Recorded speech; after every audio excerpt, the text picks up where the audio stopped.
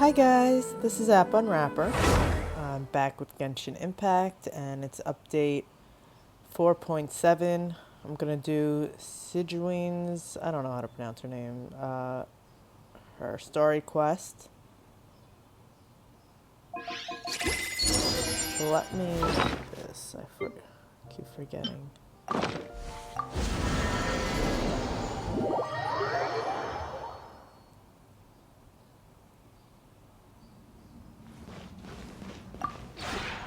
This realm.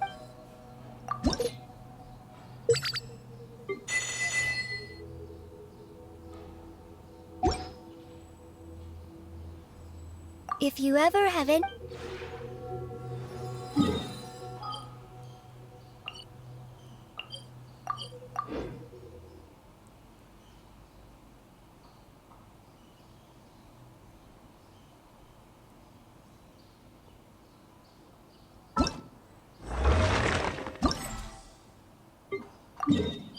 I'll just do one of these.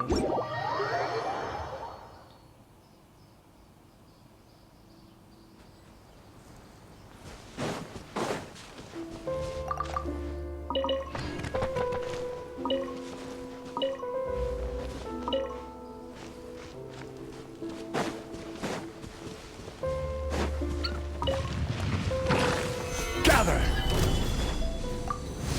Emerge! Right here, right now. Transfixed!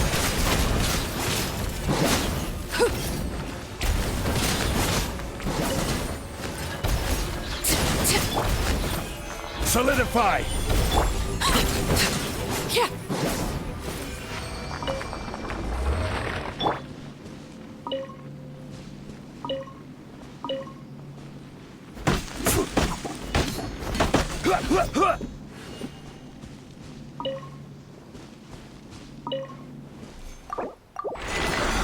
Oh my god, I actually got that achievement.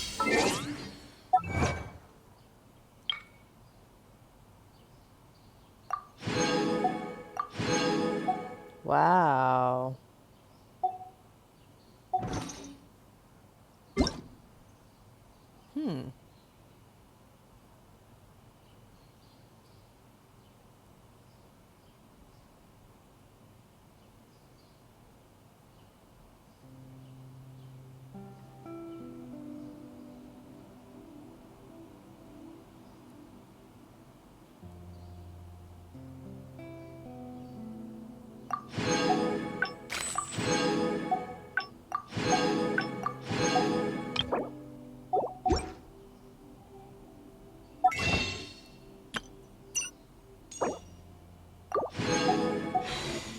Osmanthus wine tastes the same as I remember.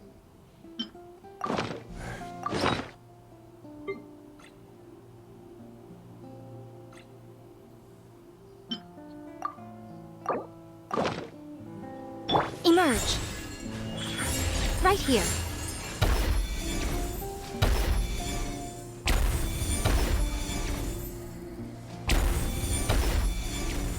Stop hitting the tree.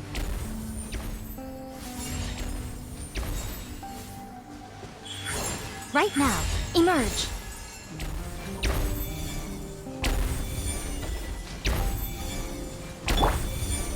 Gather!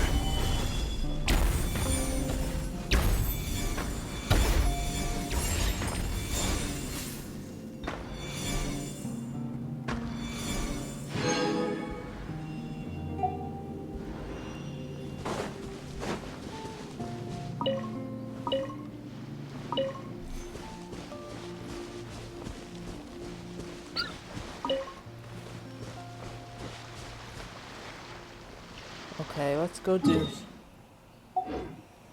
Hold on.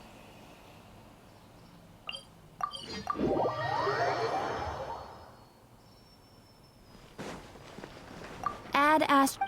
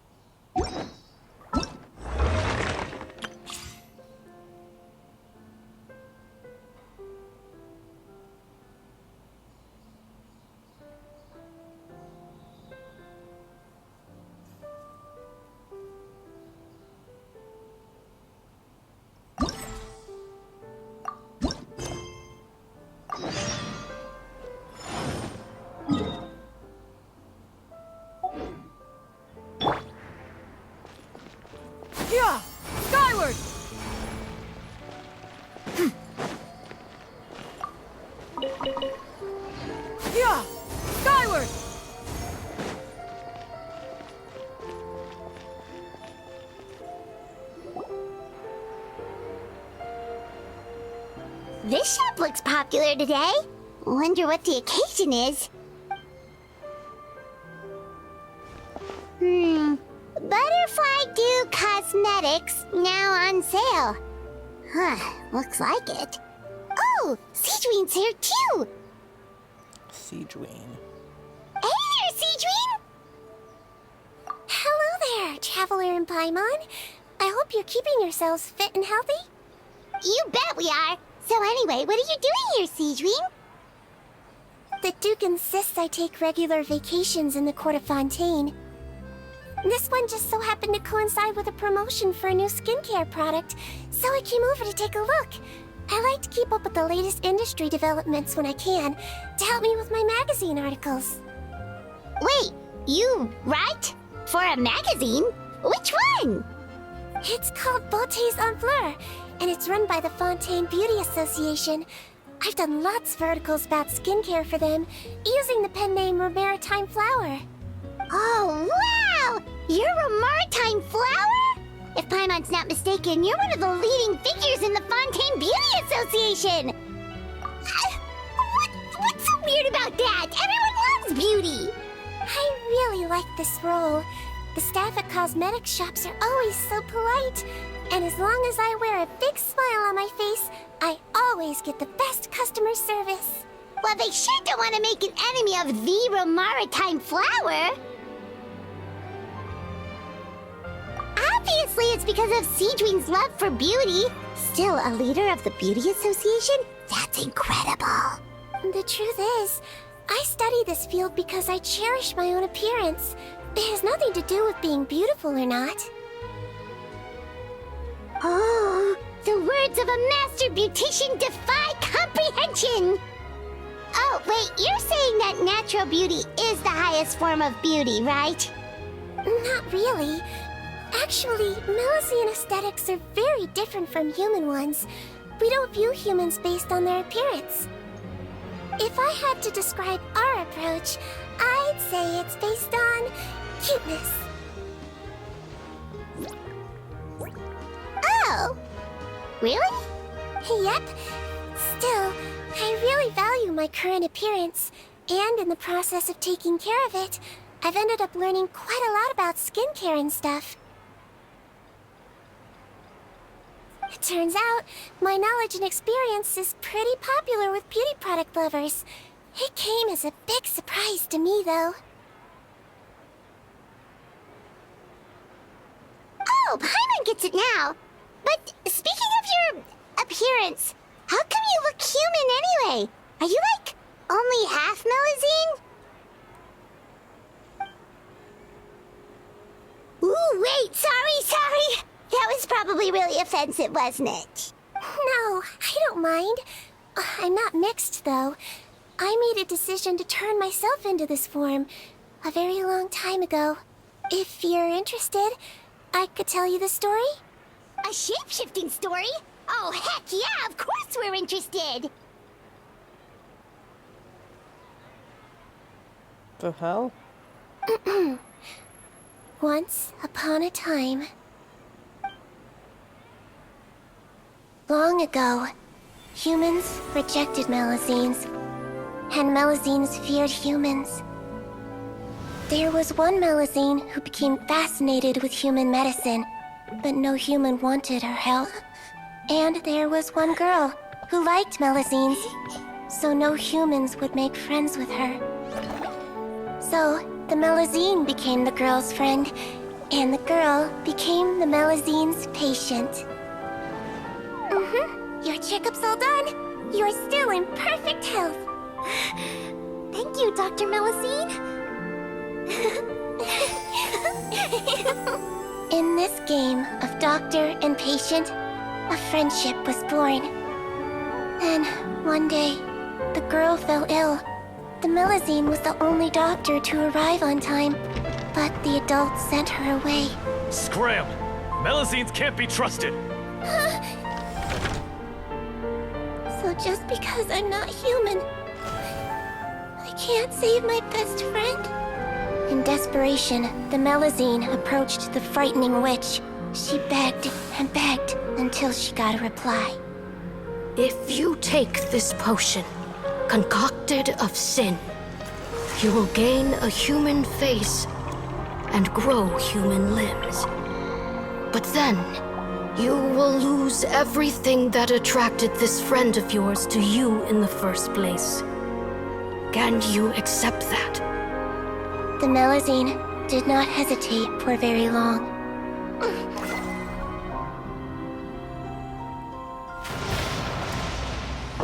On a rainy night, a little doctor knocked on the girl's door. The doctor wore a hood and raincoat, maybe to protect her from the rain, but maybe also to hide a secret. The little doctor held the girl's hand and treated her illness, just as she had so many times before.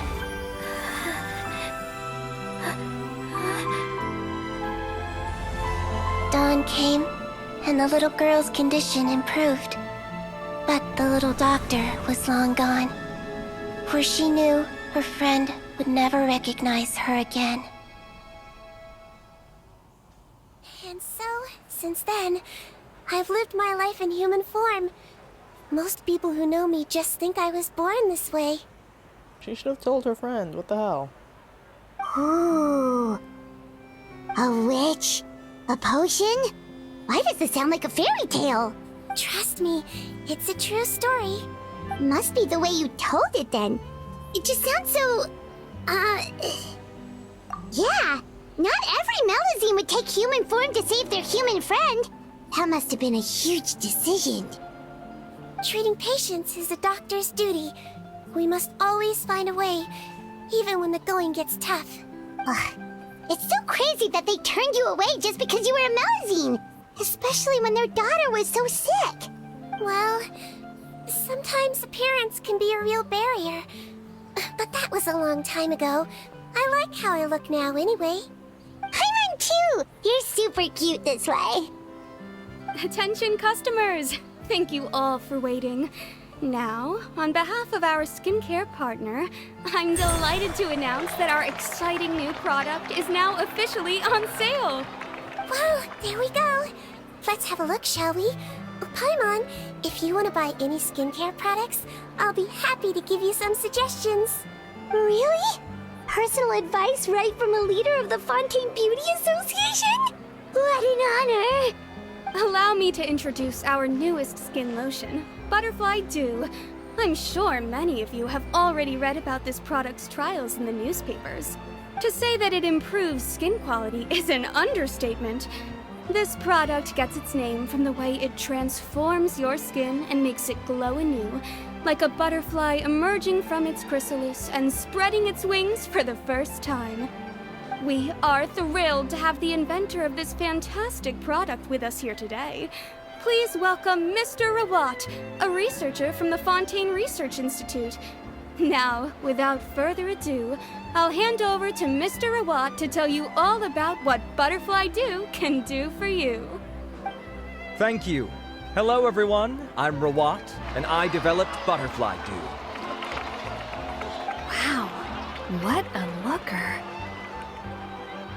He's a researcher? Wow, he's really challenging the stereotype. It seems that everyone is surprised by my entrance. Or should I say, my appearance. I'm well aware that researchers are generally better known for their brains than their dashing good looks. In that regard, I do believe I break the mold somewhat. Of course, appearance is a skin-deep way of defining a person. And yet one's appearance can be a very real set of shackles, holding a person back in their life.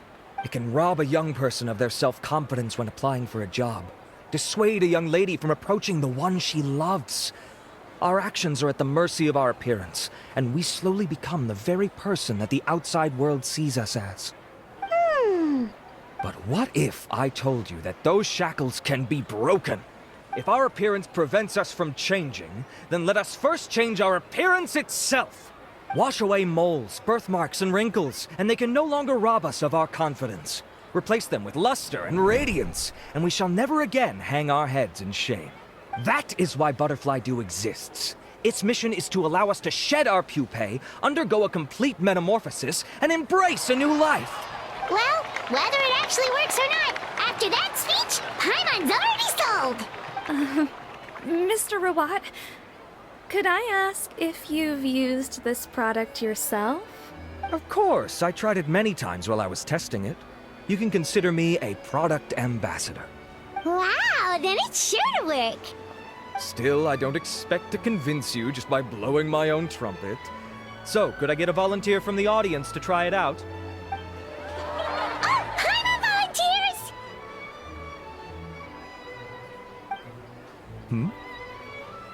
Oh! Ah, what an honor! It appears we have a giant of the Fontaine Beauty Association here with us. In that case, Miss Sigewinne, could we seek your most expert opinion on this product? Sure. Oh, is that Romaritime flower?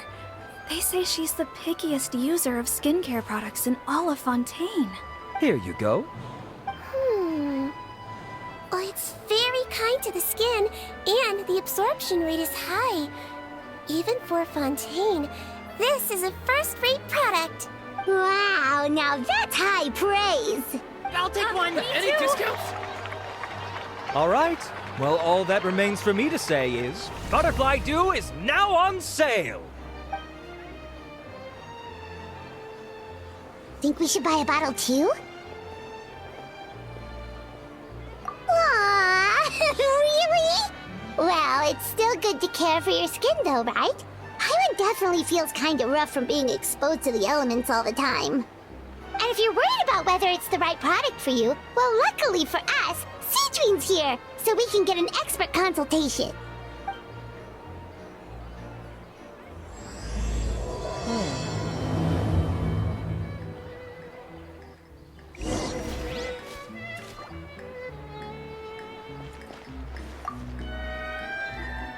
It's an honor to receive such high praise from you.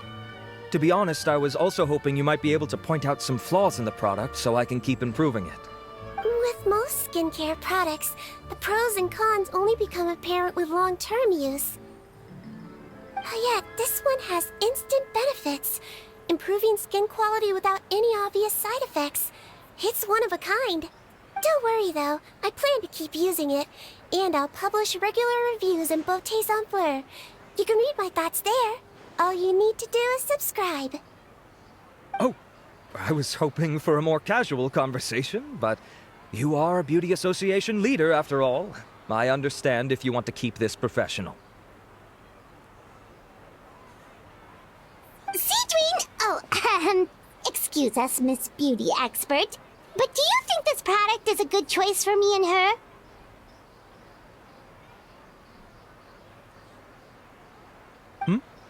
Wait, are you the renowned traveler? That's right, and by her side, the equally famous Paimon. Well, I don't normally handle customer questions personally, but since it's the traveler asking, allow me to make an exception. Butterfly Dew is made for all skin types, so no matter who you are, you can rest assured that it will be kind to your skin. If anything, it might be marginally more effective on Fontainian's skin, but other than that, it works the same on everyone. Why would it work better on Fontainians? In the interests of protecting my trade secrets, I'm afraid I can't answer that, Miss Paimon. Alright then. How about a friend discount? Save yourself the trouble. I'd be greatly honored to have both of you use my product. Here, take 2 bottles for free. Yay! Paimon's private fund survives! I can see why you might think that, but please don't misunderstand. This gift is simply a token of my esteem. There's no business motivation behind it. To me, finding new customers for Butterfly Dew is about meeting kindred spirits, fellow admirers of physical beauty. I consider it a labor of love. Admirers of physical beauty? Eesh, that's embarrassing to say out loud. It sounds so shallow. It's nothing to be ashamed of, Miss Paimon. Most people claim to desire inner virtue, but it's still physical appearance that turns their heads. This is a fact of life. It's only natural for people to desire to become beautiful. And that's exactly what inspired me to choose this research direction in the first place. You're right. Everyone loves beauty, don't they? Look at the time. My apologies, but I have other things to attend to. I'll leave you with these 2 bottles of butterfly dew, and I look forward to seeing you again. Paimon, I'd say there's no need for you and the Traveler to use this product for now. Why? Is there a problem with it? The quality is fine. I just think there's room for improvement. I think I could add some ingredients to the mix to make it more effective. Really? Then why didn't you tell Rawat about that? Researchers are a very special breed of human. You can point out their flaws to their face and they won't mind very much. But if you tell them that someone else could do a better job, ooh, now that'll make them really upset. If I'd mentioned it, he probably wouldn't have given you those 2 bottles for free. Huh, fair enough, that makes sense. If you're interested in the more effective version, I can write up a list of ingredients for you. Just come get me once you've gathered them. When you say more effective, you mean it'll make Paimon even prettier? Ooh, how can we say no? As for me, it's probably time I got back to the Fortress of Maripede. I mustn't leave the infirmary unattended for too long. Alright, see you there then!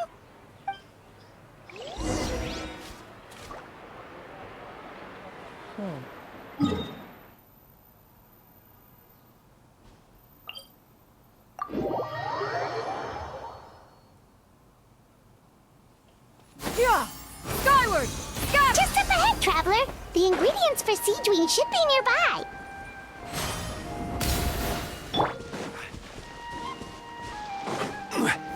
Stabilize! Right now. Laid bare.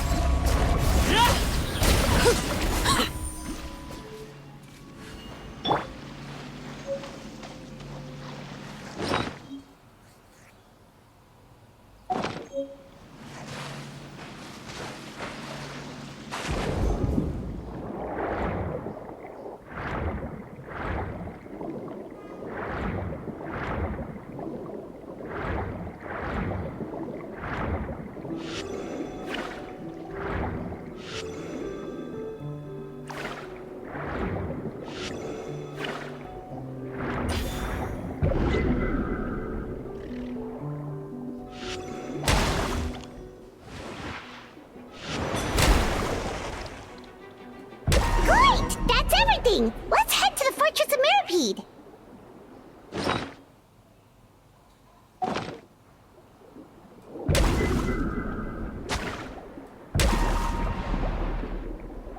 Oh.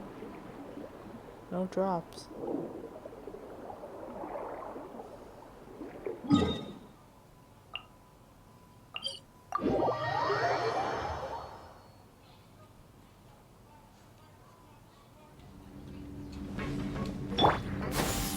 Skyward! Scatter! Yeah! Scatter!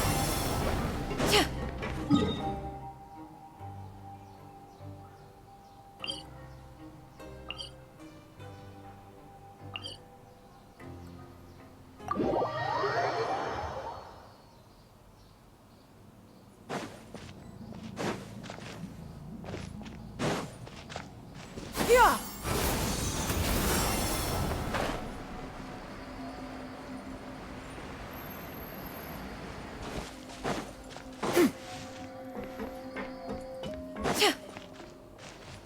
Nope.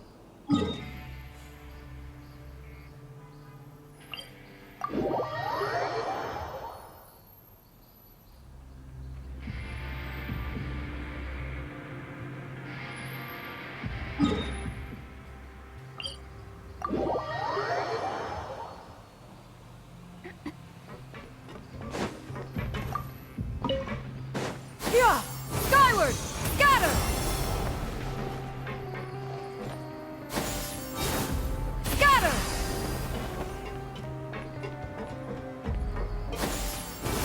Scatter! Skyward! Scatter!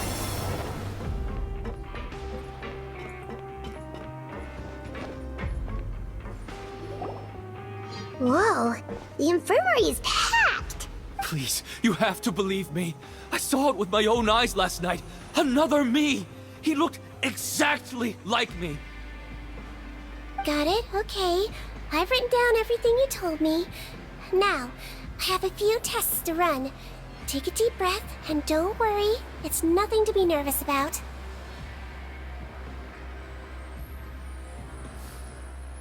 First, which finger am I holding up? Your index finger, but I'm telling you, my mental state is fine. I'm not crazy. Very good. Now, on to the next. Hey there, Your Grace. It's been a while, huh? Ah, it's you two. Indeed it has. I would offer you some tea, but I'm afraid the timing is unfortunate. Duty calls. No worries. Actually, we were looking for Sigewinne. Do you, know what all of this is about? This inmate came running to the guards in a panic, claiming to have seen his exact doppelganger. A doppelganger? Doesn't that just mean someone else kinda looks like him? And that's what I thought when the report first reached my desk. But we've inspected our records. No one even vaguely resembles him.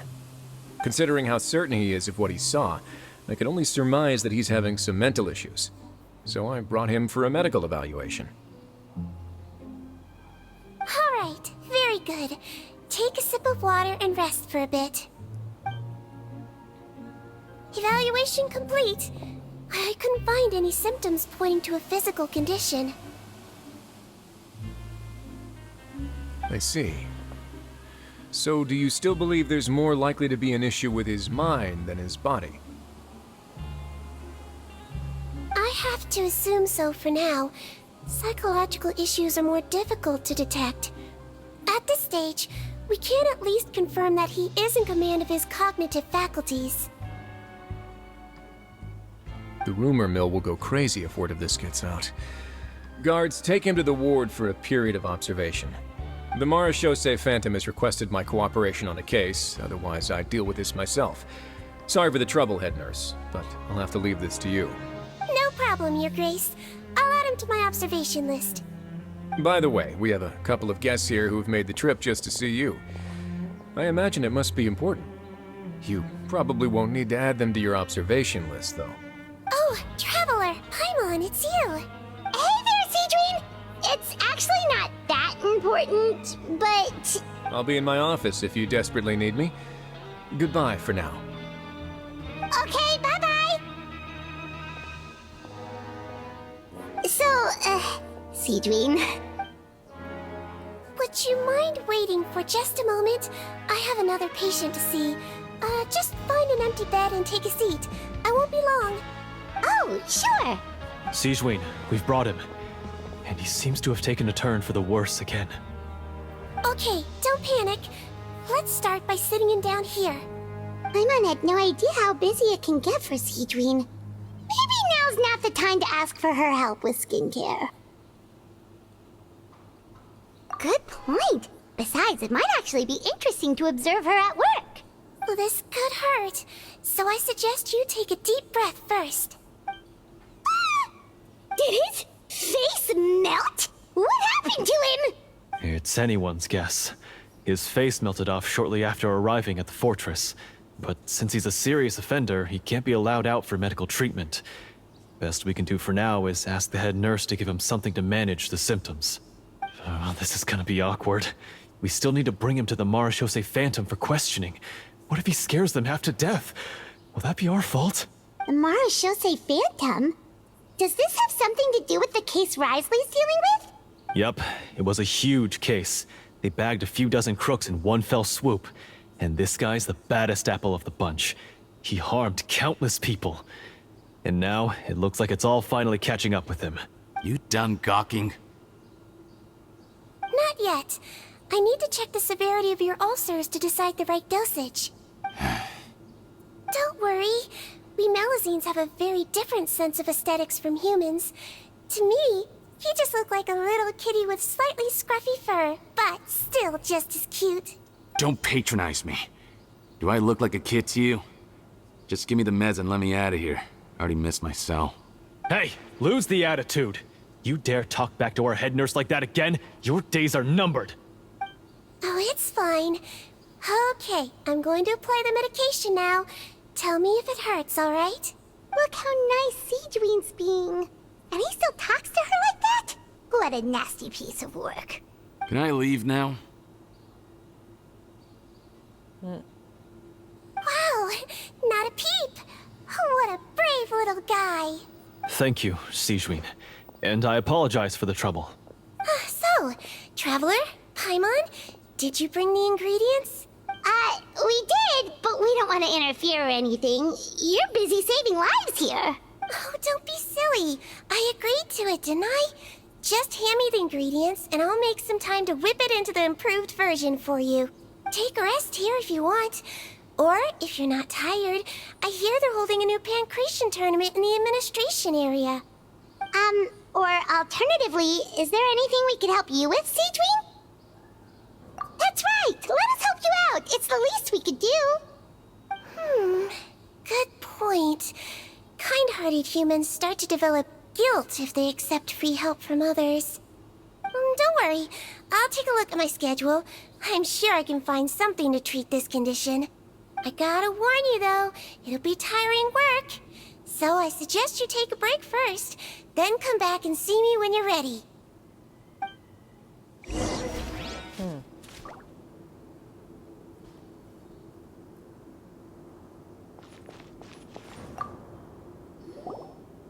We're ready, Sigewinne! What's our first mission?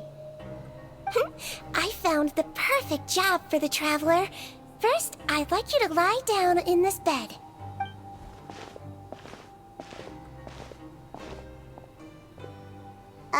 What for? I need you to pretend to be sick. What? Oh, is it that difficult? I thought you did a pretty good job last time. Oh, so you knew. I sure did. She was way more interesting than the usual malingering inmates. When you played along very well, Paimon, I observed you two for quite a while after that. Well, this is awkward. But why do you need us to do it again now? No time to explain. My next patient will be here any second. Oh, please, just do as I say. You can, pretend like you've got a nasty headache. And throw in some dry heaving for good measure.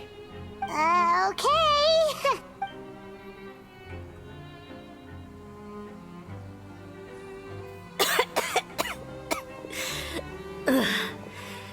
Hey, Doc, it's me. I'm only here because my mom won't stop pestering me about it. So annoying. Well, your mother has enough on her plate with a busy job. Well, the last thing she needs is to worry about you being sick as well. I know! I shouldn't treat the place like a playground. Shouldn't go swimming in the lower levels where we join up with the sea, because it'll give me a cold and distract her from her work. I thought I'd be able to have some fun here at the fortress for a few days, but it's always, don't do this and don't do that. All right, sit yourself down and I'll take your temperature. Your fever still hasn't gone down. Well, here's your medicine. 1 cup for starters, and we'll see if it helps. But Doc, it's so bitter. Do I really have to drink it? I mean, I'll be fine, right? I've got an uncle who caught a cold. His fever went away on its own after a couple days. Can't you just write me a note saying I'm on the mend? I just need something to keep my mom off my case. I sure can. You're a very brave boy after all. Huh? Brave? What makes you say that? Well, if you want to rely on your own immune system to clear up your fever, oh, then you'll have to tough it out like this young lady.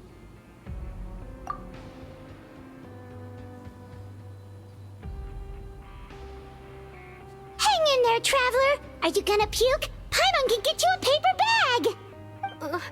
Huh? As long as you're tough enough to get through the nausea and dizziness caused by the high fever, you'll be right as rain after just a few days' rest. And if I'm not tough enough? Hey! wake up! Wake up! Put it this way. At least you'll never have to see the doctor again, right? I think maybe I'll take that medicine after all, if that's okay. Oh, of course. Here, it's still warm. It's so bitter. All done. Great job, you two. That kid really doesn't know what's good for him. His mother's a guard here. She's been working back-to-back shifts lately, but unfortunately his father's away on a business trip right now. She had no choice but to bring her son here for the time being. He was quite happy at first. He seemed to think that the Fortress of Meropide would be all fun and games. So you made us put on that act just to scare a kid into taking his medicine? That's a pretty sneaky trick. Seems like there's a whole side to Sigewinne we never knew about. It's a technique I learned from my teacher. Oh, you had a teacher? Was she a Melazine doctor too? She was human. She passed away a long time ago. Oh, sorry. No, it's fine. I really liked my teacher, so it's always nice when I get to talk about her with other people. She was a traveling doctor, and since she didn't have a clinic, she'd go out and visit her patients wherever they were. Dealing with the badly behaved ones was her specialty. She used to say, if you can scare the little brats into taking their medicine, you won't have to hear them wailing and screeching when their condition gets worse. Huh, she sounds like a pretty strict teacher. Strict? Well, that's not how my teacher saw it. She thought of herself as terrifying to kids. Strange way for a doctor to describe themselves. Now Paimon's curious to know what she looked like. As it happens, I actually have a picture of her. Oh, wow, yeah, okay, that'll terrify the kids. Yep.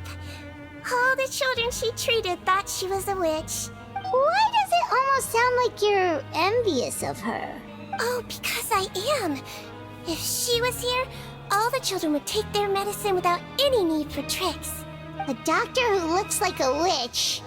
True, they wouldn't dare try anything funny with her around. Oh, me, on the other hand, it's hopeless. Children aren't afraid of me at all. That's actually a good thing, you know? Oh, my next patient should be arriving now. Would you mind lending me a hand again? Sure thing! On to the next mission!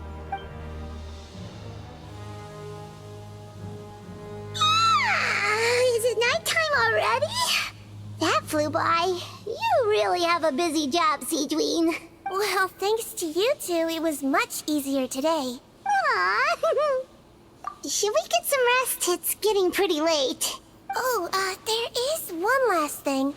I have to keep it confidential, so I usually leave it till after everyone's clocked out. Confidential?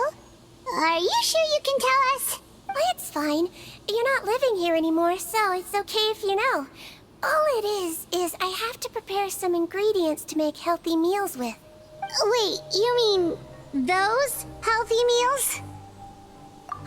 My patients refuse to eat any healthy meals I prepare in front of them, so I have to prep the ingredients in secret, then let the chef at the Coupon cafeteria handle the rest.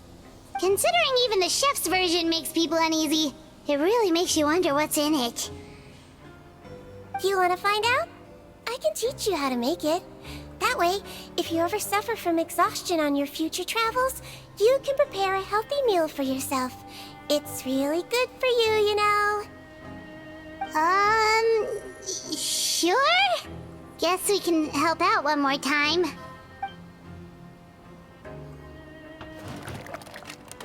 The ingredients are ready. Now, put them on the table and add them in the order I tell you. First, we add this special slime condensate. Stir it thoroughly, then pour it in. See that? It adds elasticity. It looks just like tasty jelly, doesn't it? Yeah, it really does! Until you remember it's slime condensate. Next up, xenochromatic crystals. You want to crush them up into a fine powder, like powdered sugar. Wait, are those from Fontimer Aberrants? Are you sure they're edible? Finally, Wu needs some high-protein meat. Frogs are an excellent choice. You just need to clean their innards, and then you're left with some lovely, tender meat. Oh! Frogs. And we're done. All that's left now is to pack them into lunch boxes and hand them to Walsey. Yesterday in the production zone, I noticed an inmate who's been working for 2 days straight. That means it's a healthy meal for him tomorrow. Sigewinne really does have the inmates' best interests at heart.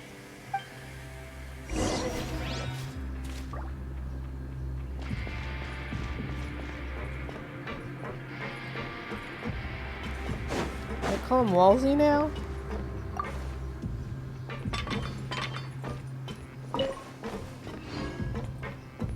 Second.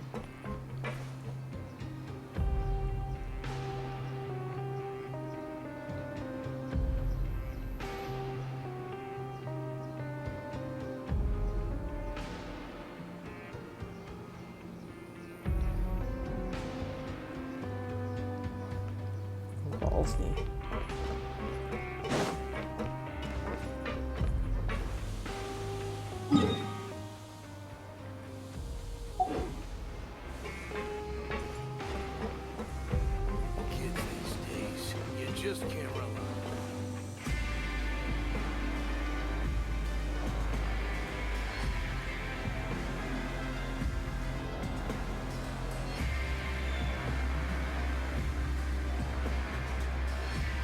Walsey or Wisely?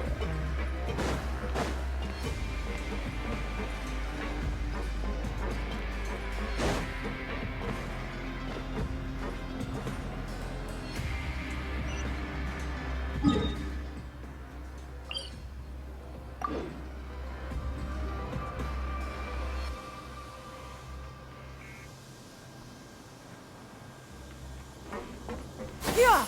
Skyward! Ah, head nurse. Got some extras for me?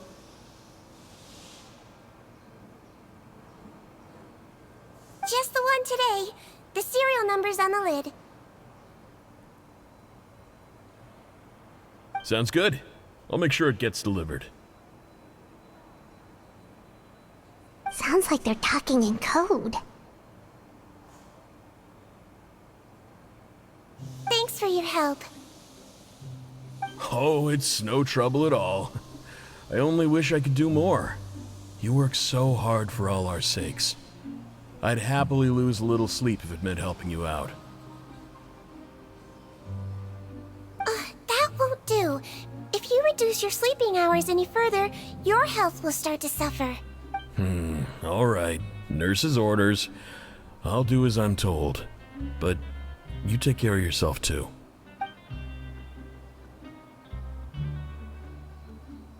Well, I'm done with work for today.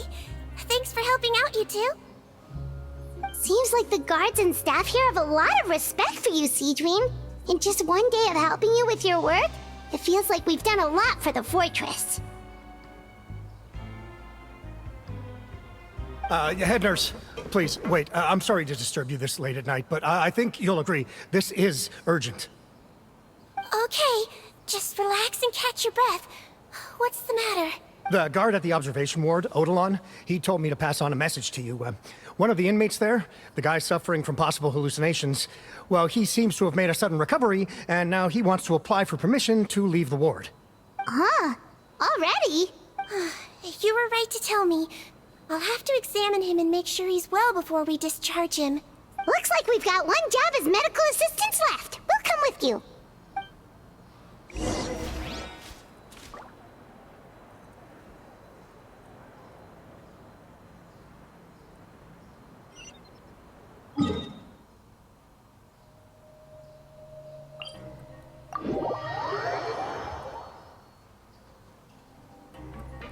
Yeah! Skyward! Scatter!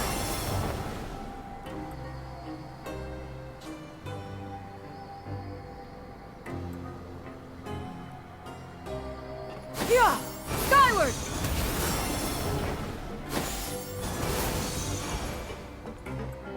Yeah! Skyward!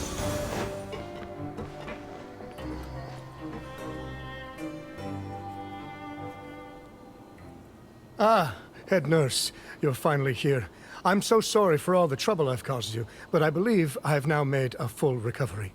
After giving it some thought, I'm sure that I was probably just seeing things. Stress-related, I imagine. I'd been working long hours, so I definitely wasn't in the best state of mind. I totally understand.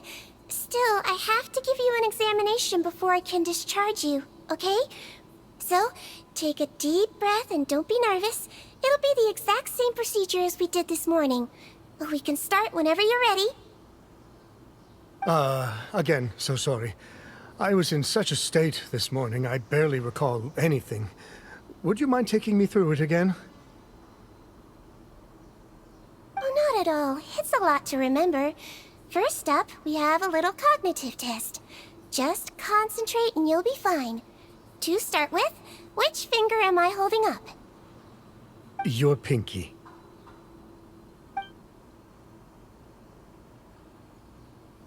Alright, all indicators seem normal. So it was a stress-induced hallucination after all? Well, we've certainly had previous cases of mental illness caused by overwork, which is why I carefully observe everyone in the production zone. I wonder how I managed to miss the signs this time. Please, head nurse, you shouldn't blame yourself. I'm just still adapting, that's all. Pushed myself too hard, and I guess I couldn't take it. Thanks for looking after me. I'll be as good as new after a good night's sleep. And if you can give me the okay, I know I'll sleep better back in my good old dorm. It can be difficult to relax in an unfamiliar environment. Alright then, you can leave the ward. I suggest you take 2 days off to focus on your recovery. I'll take you off the observation list for now, so you're officially discharged. Great. I can't thank you enough, head nurse. Mr. Odilon, could you escort him back? Of course. I'm on guard duty in the administrative area tonight, so nothing will go wrong. You have my word.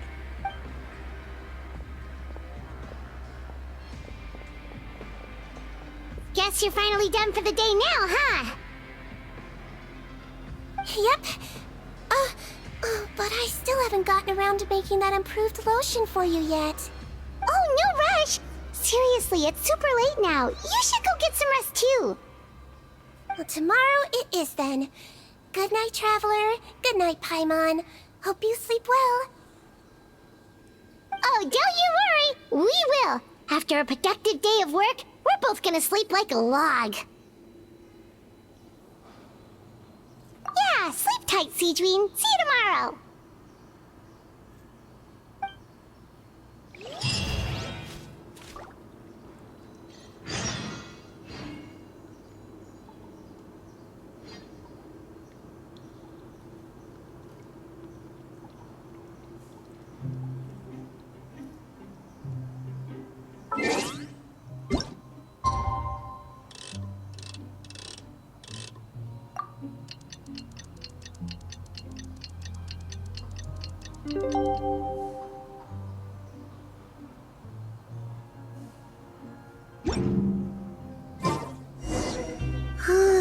Paimon really did sleep like a log. Let's go find Sigewinne.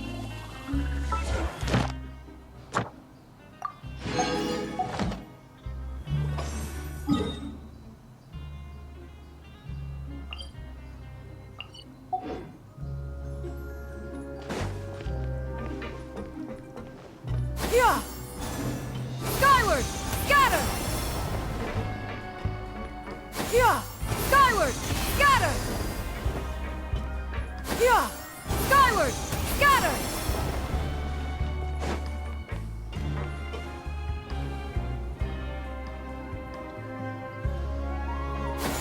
Stop! Whoa! How is the infirmary even busier than yesterday? Traveler and Paimon. I have a few people here for a checkup, so you might need to wait for a while. No problem. Anything we can do to help? There's a bit of a complicated situation here. I'm still getting to the bottom of it myself. You have to believe me. I'm telling the truth. You're in a medical facility. Keep it down. Please, listen to me. I'm not Gascon. I'm Uwe. You're a horrible liar, you know that? We get all your mugshots with the arrest warrants. It's clear as day that you're Gascon. You mean because of the way I look? I don't know what happened. I just woke up like this. Then you guys dragged me in here for an interrogation. I brought you here to figure out what's going on. If you truly are the victim of an injustice, yelling isn't going to achieve anything. At most, it'll delay your vindication. All right. I get it. This is nuts. Yesterday's interrogations went fine, and now this. Morning, Your Grace. What's going on? Remember the case I mentioned yesterday? The one brought to me by the Marechaussee Phantom? Well, we've been questioning the inmates involved this morning. Every single one of them is claiming mistaken identity. Huh. That's even weirder than what that guy was saying yesterday. The thing is, none of them have been able to provide any evidence whatsoever to support their claims. Questioning them further got us nowhere, so for now, we've brought them to the infirmary. And we thought yesterday was as busy as it got for Sigewinne. We've compiled their statements. Have a look. Perhaps there's something we missed.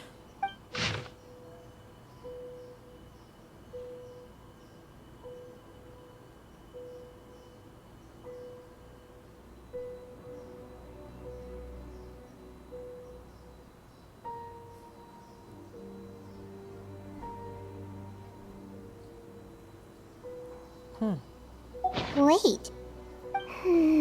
Release? Interesting. The inmates they spoke of in their statements appear to all be due for release today. I noticed that too. If that's their plan, they're underestimating us a little. Every serious offender claims that there's someone else who just so happens to be due for release today. And they're expecting us to go along with that. All the more reason to be cautious. Lumberzar, check the release list for today and make sure no one gets processed. We're gonna need an excuse, though. Just say we're out of forms, and that we're furiously printing more as we speak. I'm on it. It's conceivable that our group of serious offenders somehow found a way to switch places with inmates who are about to be released, so they can walk out right under our noses. We did consider that possibility. But I mean, just look at them. They match the warrants, period. How could there have been a switch? The face cream? Only if they're dead ringers for the inmates due for release, I suppose. I gave you that name list yesterday to assist in your investigation. Did that help? Yes, the inmates' mugshots were attached to the list. The first thing I did was check for lookalikes, and I didn't find any. The only other thing that stands out to me is that their voices sound a little different today. But it's not exactly hard to put on a fake voice. Oh, really? What does our head nurse make of all of this? Give me a moment. I think I have a way to confirm whether there's been a switch.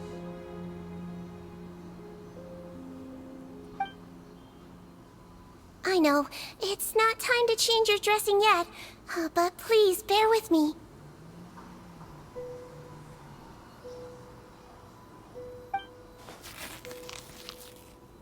Huh? Isn't that the guy from yesterday? This should be Honore. He has very severe facial ulcers, which require an operation in the hospital at the Court of Fontaine. I authorized him to leave the fortress for medical treatment under guarded escort.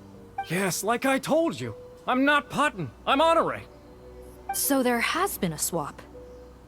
Well, I can see what happened in Potton's case, but how do you explain the other inmates?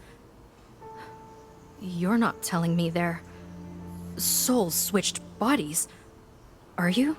No, I believe it was their faces that got switched.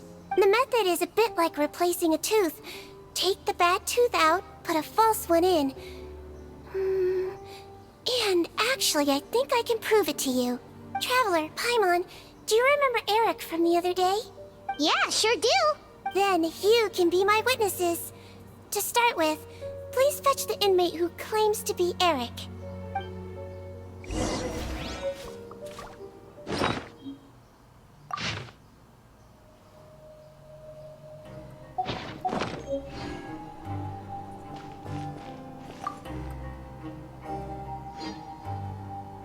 So, you're Eric? Yes, head nurse. It's me. You do believe me, right? I need to do another examination on you. Same procedure as yesterday. All right. It's the cognition test first, right? So I need to concentrate. Now, try to recall if you can.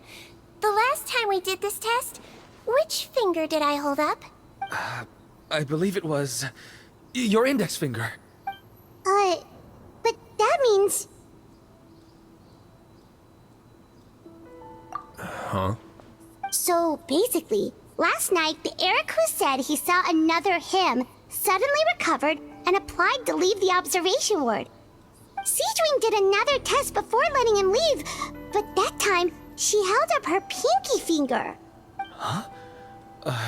I don't know about any test last night. There was nothing to do in the observation ward, so I went straight to bed. Then I somehow woke up in a high-security cell. Well, in that case, there is a reasonable explanation for the strange events of the past 2 days. So, what exactly happened? The gang of serious offenders wanted to break out of prison, so they identified a group of scapegoats, namely inmates whose terms were almost up, and planned to switch appearances with them. Last night, when Odilon was on duty, they ambushed him and had one of their group switch appearances with him using their face-swapping method. That allowed them to avoid scrutiny from the other guards. Are we gonna explain the face swapping method? Then, once all the other inmates were asleep, Odilon spent his night shift carrying out the remainder of their switcheroo plan. However, they made one mistake. Henri changed his appearance to match Eric's earlier than he should have done, and ended up being spotted by the real Eric. Real Eric came to the guards for help, but we didn't know then what we know now. So we put it down to hallucination and sent him to the observation ward. However, since one of the gang members was posing as a guard, they simply changed real Eric's appearance and had their Eric take his place, muddying the waters even further. Right, because I'd put Eric on the observation list by then, and no inmates on that list can be processed for departure until I've discharged them. Hence why the imposters had to pull that little stunt to get fake Eric off the list. Yeah, it all makes sense now! The Duke cracked the case! Well, I can't fault the reasoning. But I'm afraid that we ruled out the possibility of face switching very early on in this process. Criminals altering their facial appearance to commit crimes is nothing new. In fact, one of the explicit duties of the Malazines in the Marechaussee Phantom is to identify criminals in disguise. We carefully examined all the suspects, and there is no evidence that any means of disguise were used in this case. Huh. Well then, how do we explain all this? So far, it seems more likely that the gang stole documentation belonging to the inmates due for release, and are using that to commit identity fraud. Actually, there is a potion that can completely change someone's appearance. If they use that, even a Melazine wouldn't be able to detect it. A shape-shifting potion? Forgive me, head nurse, but this is the first time I'm hearing about it. If such a potion truly existed, it would jeopardize our entire investigative process at the Marechaussee Phantom. Are you certain of this? Yes, I am. But... Please, trust me in my professional opinion as an experienced clinician. At the same time, without any solid evidence, it's pure speculation. If we can round up all the inmates suspected of switching places, then have a little talk with both sides, we might just get our answer. Yep, let's do that. Okay. Well, it was our negligence that meant we had to come and conduct these post-internment interrogations. And I know it's put you out. Your Grace, bad news. I paused the releases like you asked, but we were too late. A bunch of people already got processed 2 hours ago. I checked the list, and sure enough, It's all the people who gave statements. 2 hours ago? That's before today's interrogations began. They had this all planned out.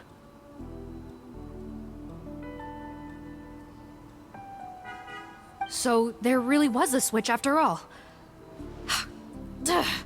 They really pulled the wool over our eyes on this one. We should be able to catch up with them if we leave now, right?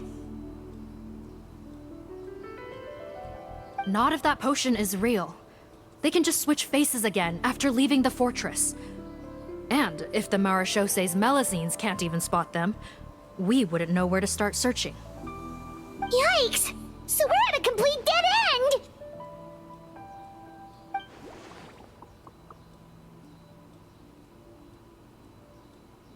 Well, technically there is one more lead we could follow up on. We were only able to arrest this gang thanks to the help of a researcher from the Fontaine Research Institute. I believe his name is Rawat. Oh? Rawat?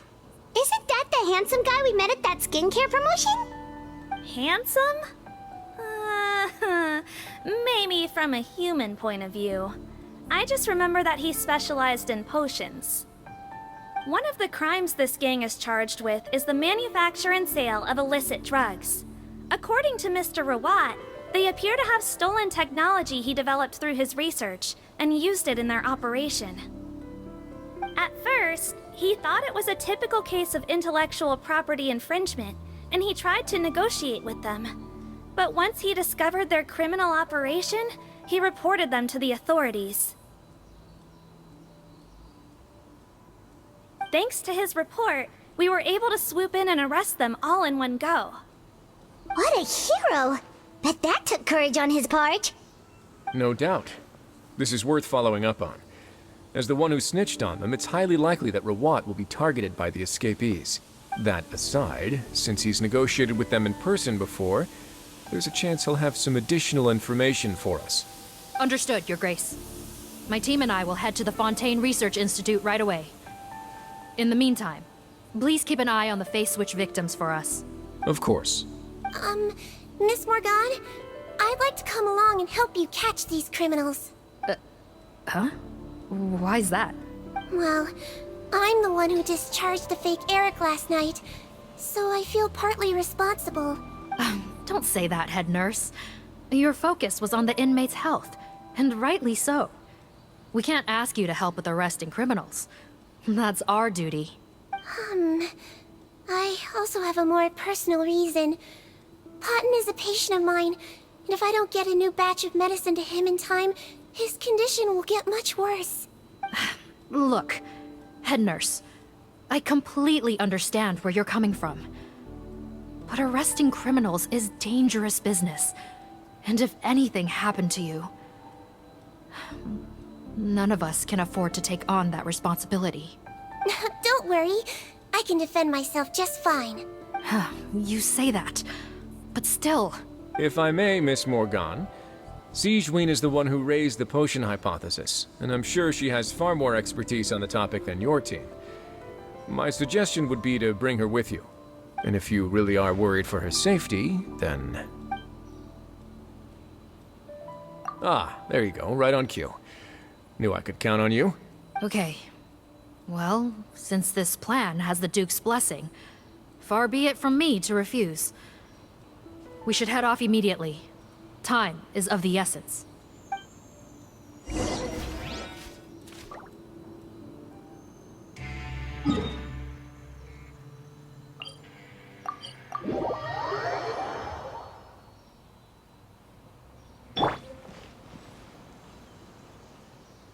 Greetings. Sorry to impose, but I'm afraid we're here on urgent business. And we're gonna need you to cooperate. The Marishose Phantom. Let me guess, you're investigating some more illegal research? Not this time, no. We're looking for a researcher. Do you know where we might find Mr. Rawat? Rawat. Oh yeah, Mr. Handsome, right? He actually doesn't work on site here very often.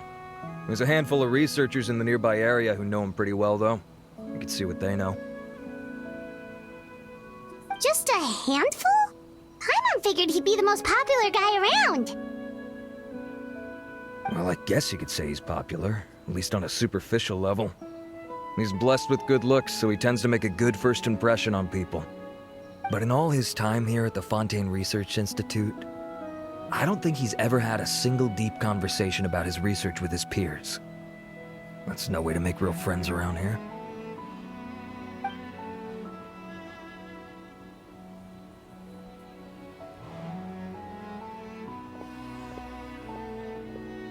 That's so weird. He definitely didn't come across like a recluse at that product promotion. I don't find that weird at all. He definitely didn't strike me as the kind of guy who's, good at making friends. Really? Paimon couldn't tell. Must be a Melusine perception thing. Okay, we should talk with his acquaintances. But we also need to check the Research Institute for any clues. Let's split up. It'll save us some time. Sure thing. We'll go ask around among the other researchers with Sigewinne. Paimon's suddenly kinda curious to know what everyone really thinks of him.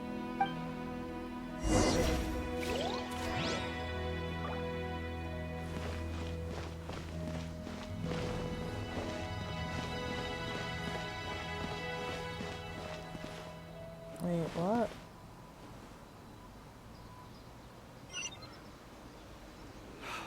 I'll be able to continue with my hydrology research.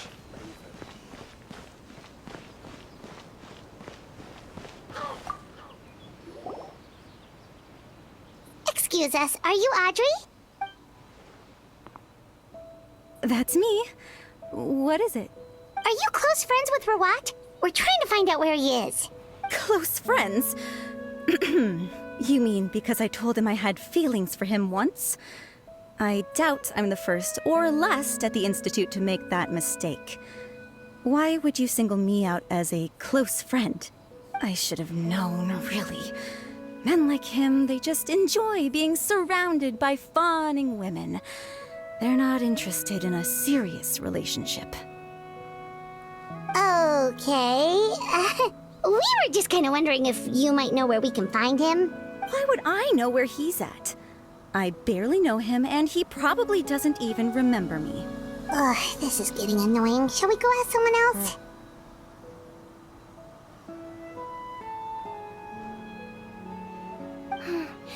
I think she knows Rawat better than she cares to admit. If we leave now, it might be a wasted opportunity. Maybe, but we're not going to get much out of her while she's in this state, are we? She's displaying symptoms common among people in love, if that's what you mean. But I know a cure. It's curable? Oh, we're still no closer to finding Mr. Rawat. Oh, by this point, he could be in grave danger. Danger? Wait, why are you looking for him again? Oh, that's right, yeah! The Marechaussee Phantom said that he's been targeted by some pretty bad people. We need to make sure he's safe. What? How has this happened? He seemed fine when I last saw him, and that was only a couple of days ago. Just happened to run into him, of course. Oh, I see. Well, do you have any thoughts on where he might be right now? Okay, but this is purely out of concern for his safety. If he's not at the Institute, he might be at his mother's place. I heard she raised him alone, that they had it pretty tough financially, and these days she's housebound due to illness. He makes regular trips back home to check on her. Oh, okay. Do you know the address? Nope, sorry. I only found out the thing about his mother because it came up in conversation once. I was just trying to find out more about him, so I could get to know him better. When I told him I had a crush on him, I offered to help him take care of his mother. And yeah, maybe that was a stupid idea, but did he really have to yell at me for it? It's like, fine, I can take no for an answer, but what's with the temper tantrum? Unbelievable. These guys only want to show you their charming, well-groomed exterior. They can't stand it when a few home truths shine through. Looks like her love syndrome is flaring up again. We need to find out Mr. Rawat's mother's address. Let's check with the Marechaussee officers when we regroup. Cool, sounds like a plan.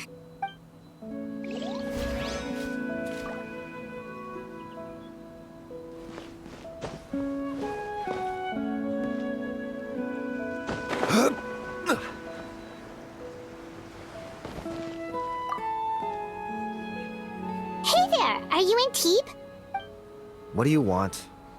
We're here to ask about Rawat. Any idea where he might be? We were told you were pretty close with him. Close? Not sure that's the word I'd use. He wouldn't even let me use his patent. Huh? It's been a good few days since I last saw him. I don't know where he's at. Go ask someone else. Would the patent in question happen to be related to the new skincare product he developed? Yeah, kinda. Butterfly dew, or whatever he calls it. I heard he made a tidy sum off of that one. Okay, now we're getting somewhere. Keep going. Most of the other researchers here focus on mechanics, energy, stuff like that. I get why he wouldn't be interested in having anything to do with them. But I'm studying coatings. There's a huge overlap in our areas of research. Why would he refuse to work with me? I bought his product once, and noticed it contains a unique substance that might have applications in coatings, too. If it worked out, I could probably make as much as he's making. Don't get me wrong. I had no intention of plagiarizing his work. I was hoping to get official permission to use his findings in my own research. Followed the proper procedure. It was all above board. I would have had to pay him a license fee and everything. But despite that, he turned me down not once, not twice, but 3 times. It's like he's vehemently opposed to the idea of anyone else making the kind of money he does. Huh, so is Rawat antisocial, or is this guy just jealous? Well, it doesn't look like we're gonna get any info about Rawat's whereabouts from him. Let's go! Wait, 1 second. Mr. Antibes, next time you go shopping, you should buy some Buell fruits. Peel the skin, steep in water, then drink. It'll help calm your mood. Huh? Yeah. Thanks.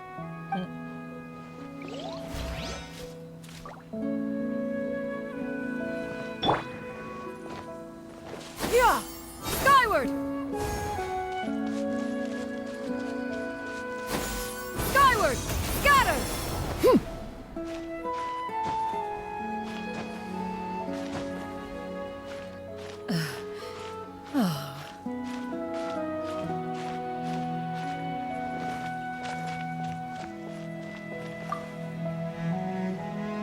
Sorry to bother you, sir, but are you Bertram? Who's asking? Just some concerned citizens helping out the Marechaussee Phantom with an investigation. We'd like to ask you about Rawat's whereabouts, if that's okay. We're told the 2 of you are pretty close. Not anymore, we're not. Turns out we don't see eye to eye. Oh yeah? What happened? The thing about us researchers is, most of us do what we do for some sort of higher purpose. But not Rawat. All he cared about was how to commercialize his findings. He won't even let you work with him unless you sign a confidentiality agreement first. Also, he has better control over who gets which intellectual property rights. How are you supposed to get any meaningful research done working with a guy like that? Now that I've got my own technical solution for my compressor, I don't need to work with him anymore. So that's what Rawat is really like. We'd still like to know where to find him. Is that something you can help us with? Wait, you're... Yeah, I know you. You're the head nurse at the Fortress of Meripede. Alright, then I'm happy to help you if I can. I respect the work you do. Medicine serves the highest purpose of all the sciences. Wow, turns out Sigewinne's got some real clout. Thing is, I have no real way of knowing where he might be. I stopped working with him 2 months ago, and I've barely seen him since. But if you want my advice, I'd say go talk to the peddlers. There's a few he meets with every other day or so. Maybe they know where he's at. Peddlers? Yeah, back when I was working with him, I noticed he met with them quite often. Wouldn't surprise me if they were involved in some shady business together, because it seemed like they went out of their way to avoid discussing anything in my presence. The little I overheard was about manufacturing and selling pharmaceutical drugs. Like I said, he's all about the money. Drugs?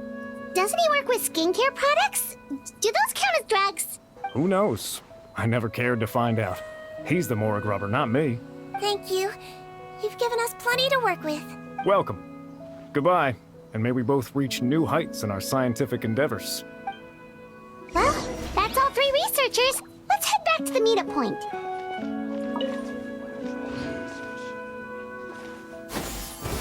Scatter!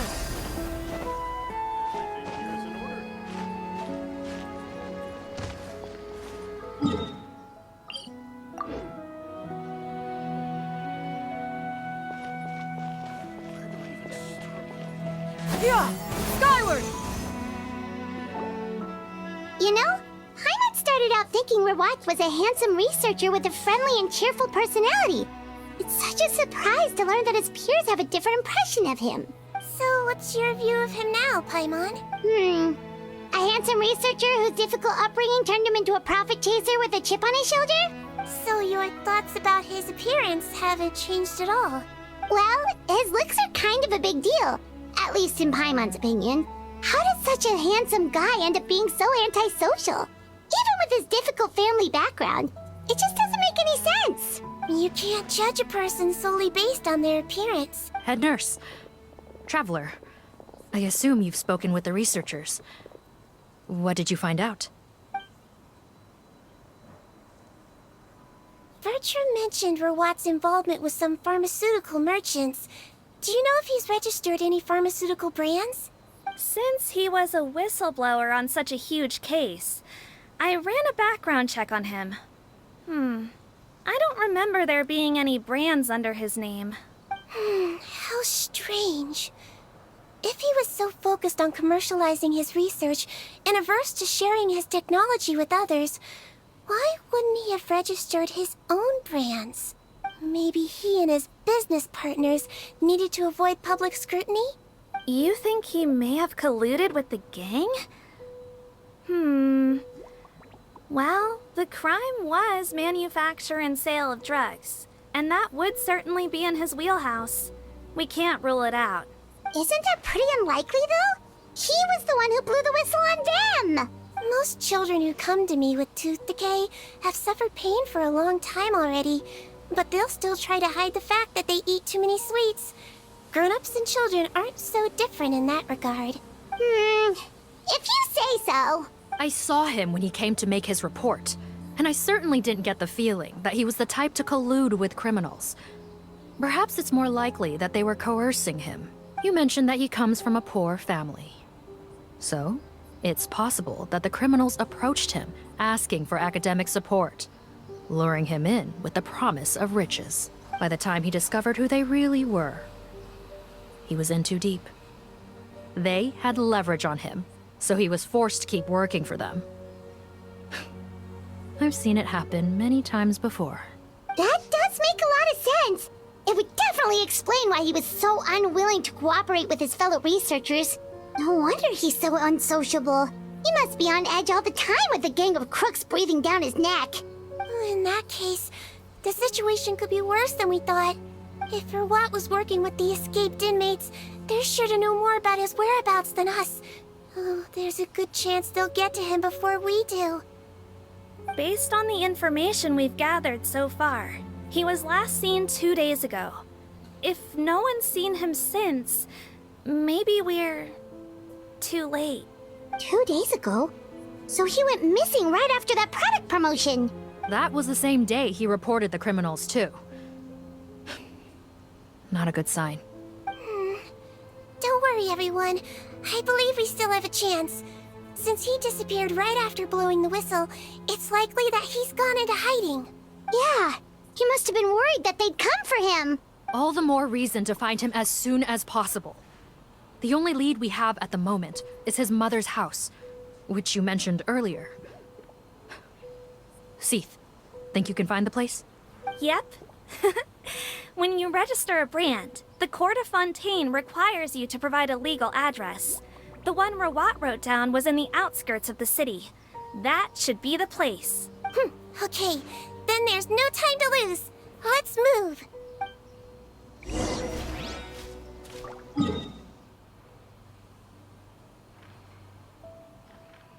What?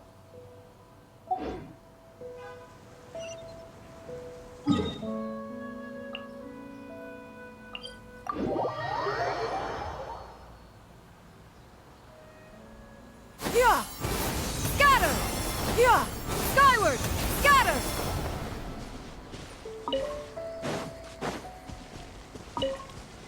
Yeah! Skyward!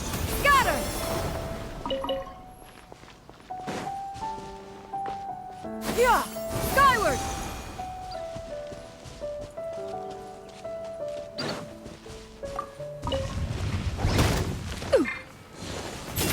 light clouds converge! Gather! Right here. Emerge. Right now. Overruled!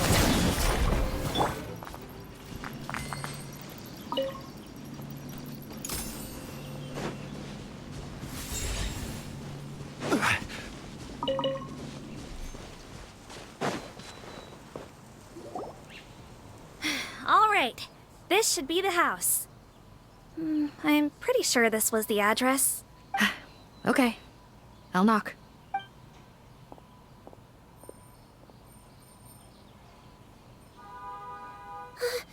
Sounds like whoever's inside has restricted mobility. Oh, it seems serious. Oh, what's the fastest way to get this door open? Break the door down? No, I'll handle it. Let the expert deal with it. There'll be a mountain of paperwork if we damage a citizen's property.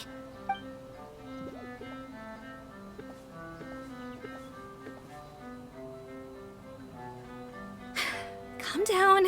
Deep breaths. Remember your training. Control your strength. And... it's open! Seath, take a few people and lie in wait. Keep your eyes peeled for any activity around the house. The Traveler, head nurse, and I will go inside.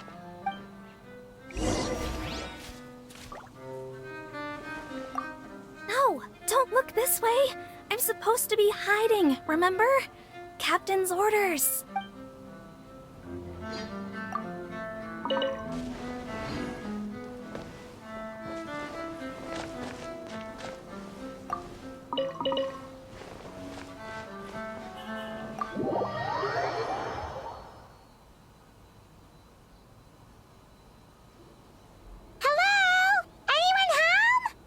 Oh, there.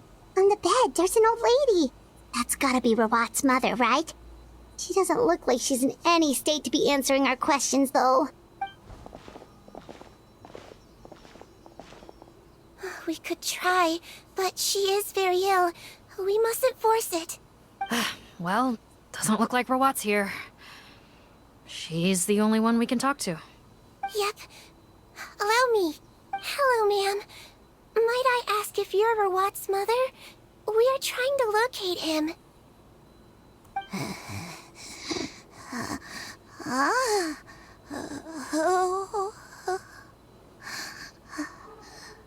Hard of hearing, perhaps. Does anyone have a picture of Rawat? I have one here. I'd like to show you a photo, ma'am. Is this your son? Do you know where he is?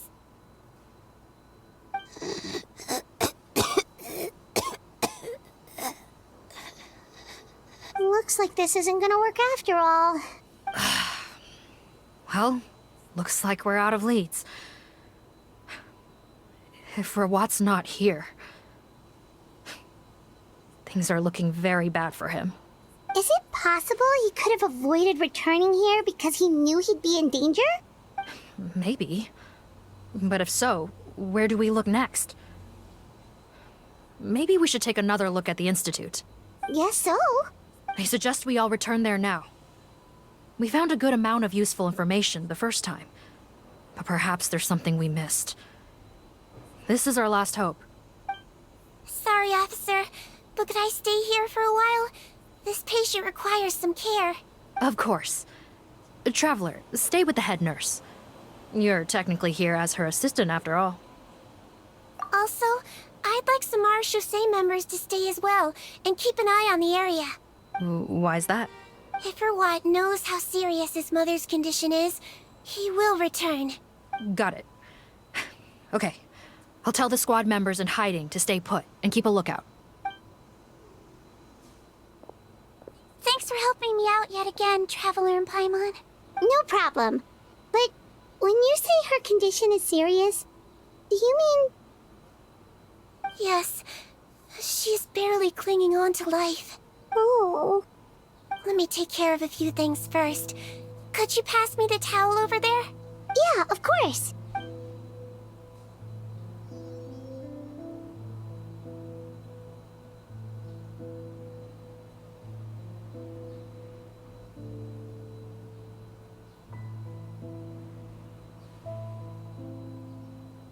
I can tell that her family has tried a lot of different treatment methods, including some very expensive medicines. Unfortunately, her condition is so multifaceted that a recovery looks all but impossible. Sigewinne, my mom bets being a nurse must be pretty tough at times like this. Yes, it makes me a little sad. In a Melazine's eyes, a human's birth, aging, sickness, and death are as much a part of natural law as sunrise and sunset. But human medicine can defy that law to some extent. In that sense, it is a science of miracles. That is why I became fascinated with it in the first place. But it was only after I truly became a doctor that I realized miracles don't always happen. Even the greatest doctors cannot cure all diseases. Sigewinne. Well, don't worry about me, Paimon. A doctor's duty is not to cure all diseases, but to treat whatever ailments they can. At the very least, I can lower her fever. That way she'll suffer less, and she might even be able to see her son. Yeah, all the more reason to find Rawat as soon as possible, even if we don't catch those crooks. Oh, her fever is getting worse. Could I get some hot water? Sure, we're on the case.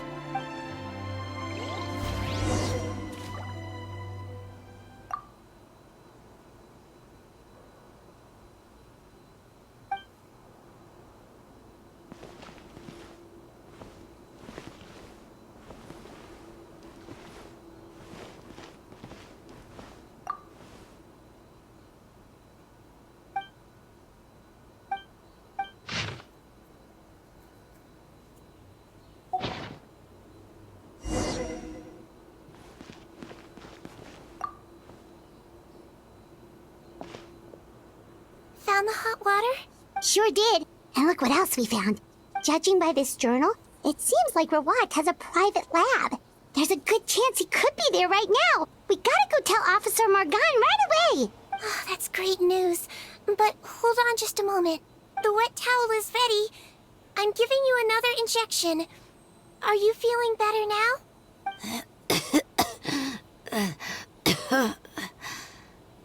It's all right. We'll go bring him back. Please hang in there. Thank you.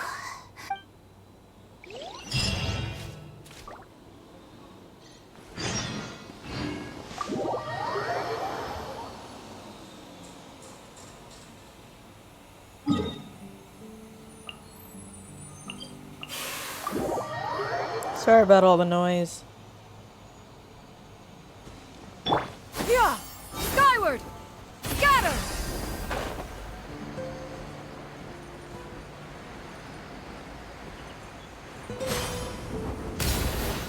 Huh.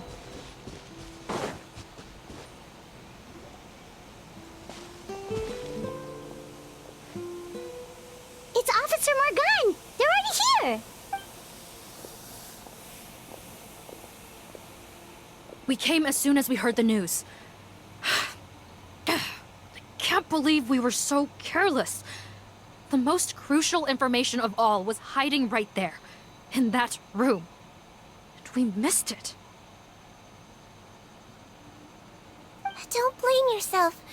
Right now, we need to focus on finding a way in. There's a mechanical door over here! Hopefully the instructions in Rawat's journal will help us open it.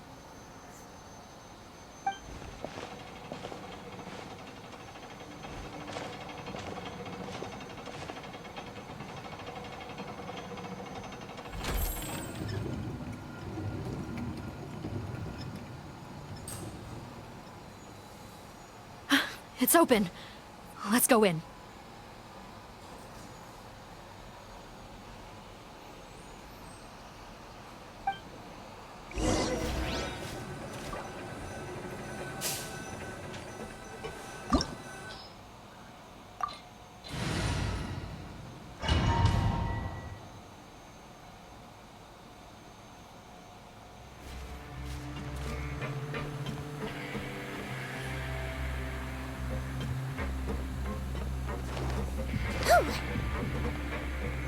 How did they get in here? Captain, up ahead! Those look like our fugitives! So they found this place too? Don't let any of them escape!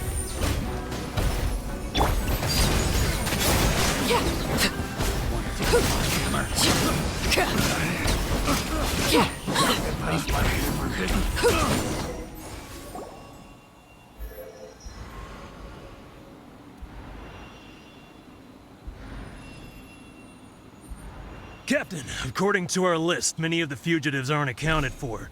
There may be others hiding deeper inside the facility. So these guys were just the lookout crew. The Marachose Phantom! How did they find this place? Wait, it's that guard from the fortress! That's right, I'm on your side. The Duke sent me. What's the matter? Some sort of mix-up? Mr. Odilon, didn't I tell you a few days ago that you need to stop all field work until you've recovered? Well, you know, gotta help His Grace out. Share the load. Officer Morgan, this man is an imposter. The real Mr. Odilon has no recent health issues. What? But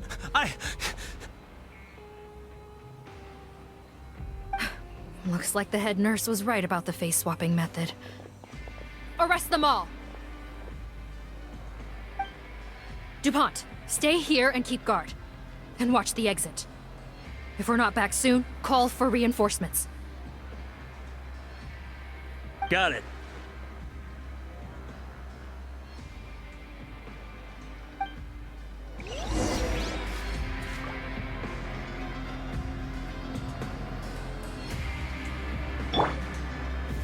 Gather!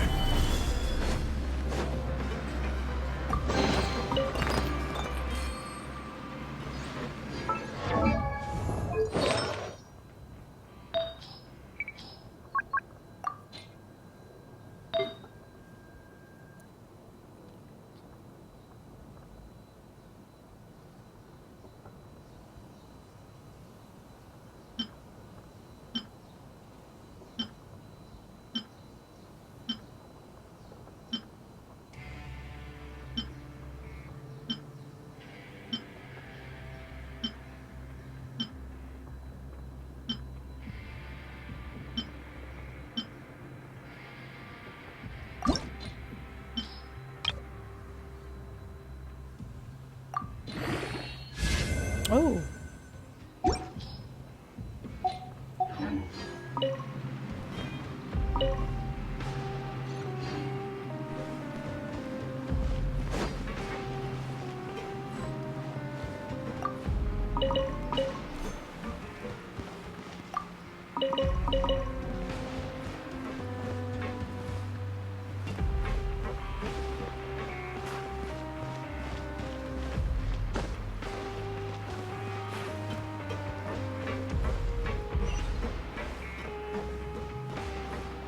Oh.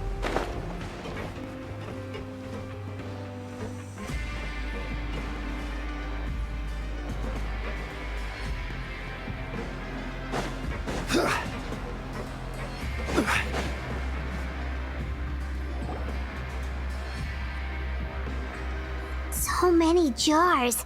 Was this some sort of production facility? This scent, it's probably the ingredients used to make butterfly dew.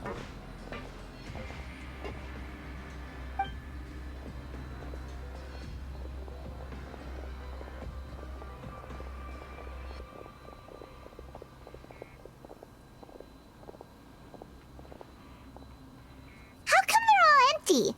Did it sell so well that he ran out of supplies? How strange. Why would Rawat choose to manufacture a popular product like that in such a difficult-to-reach location? Given our suspicion that he may have been coerced into the illegal drug trade, I would have thought that any production facility we find here would be used for illicit purposes. Perhaps butterfly dew is itself an illegal drug. Do you have any evidence for that claim? No, just a guess. We need to find Rawat as soon as possible. He has all the answers we need. Understood. Well, let's not linger here. Let's go. Come on.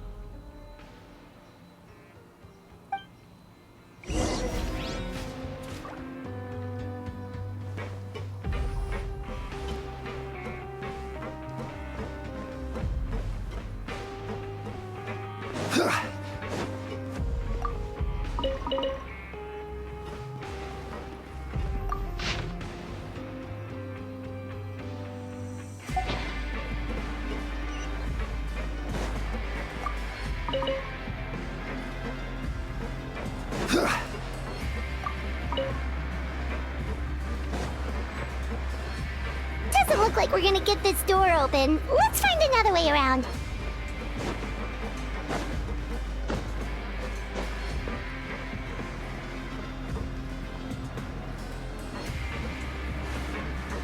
This one's closed too! What's with those carts and tracks? Oh, maybe it's one of those doors that opens when it senses cargo passing through.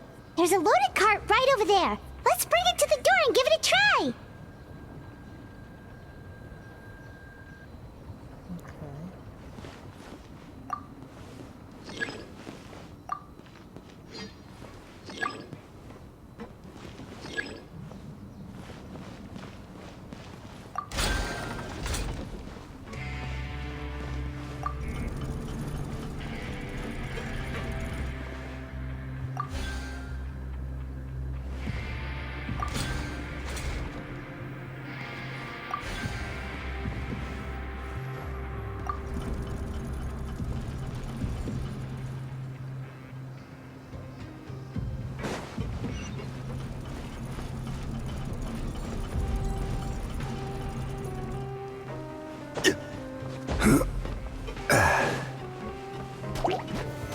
Stabilize! Emerge. Right now. Right here. Let's see! I swear, it's for medical research!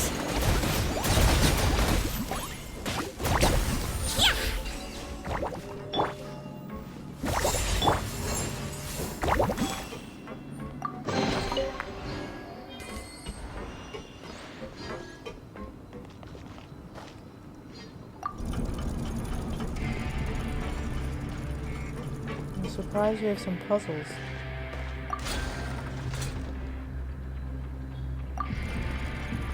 That was dumb.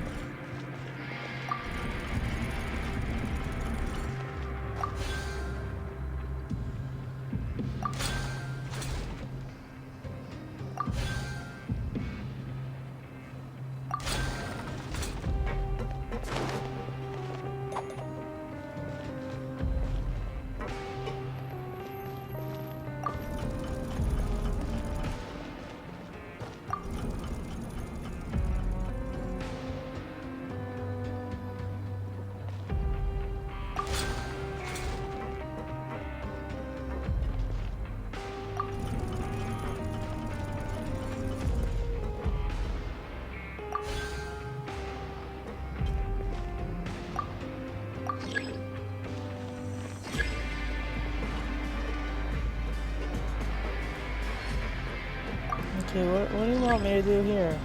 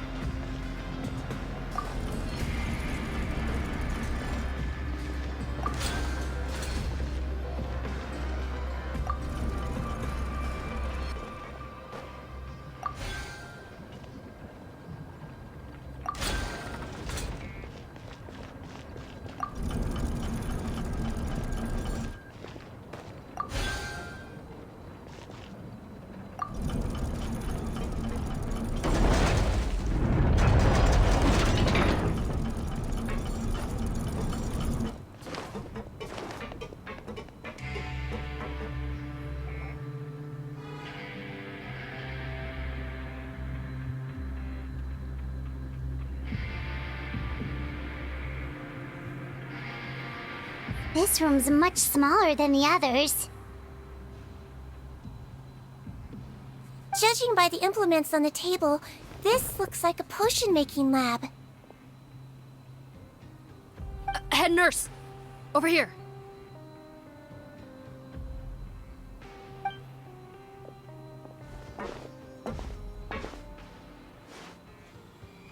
Let's see. Huh? Robot's clothes. Why would he change here? Perhaps they stripped him down, left the clothes behind, and disposed of him somewhere else? Yikes, Sigewinne, where did that come from?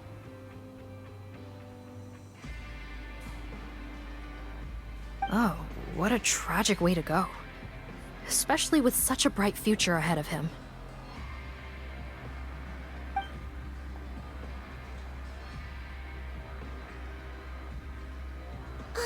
There's a path leading further on, Officer Morgan.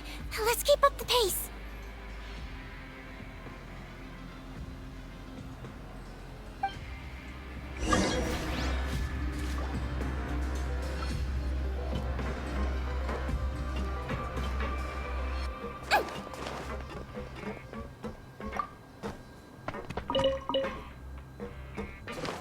Don't slip and fall.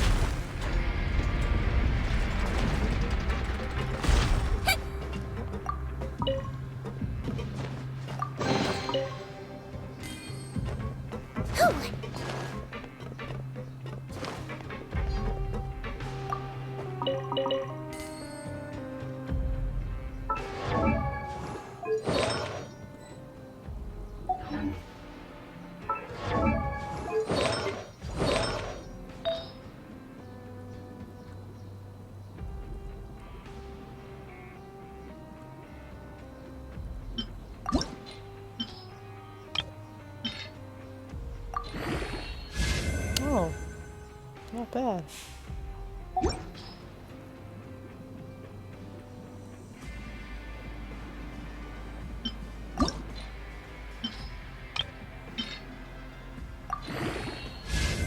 Also, not too bad.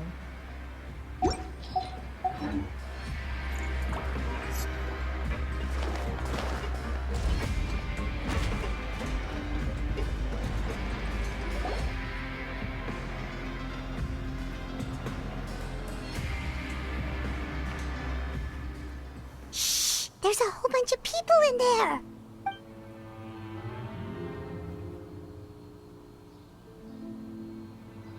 Are you serious? You're telling us that within a day, our faces are going to rot like yours? Fontanian physiology changed dramatically after that great flood, and it's not as compatible with this face-changing solution as before.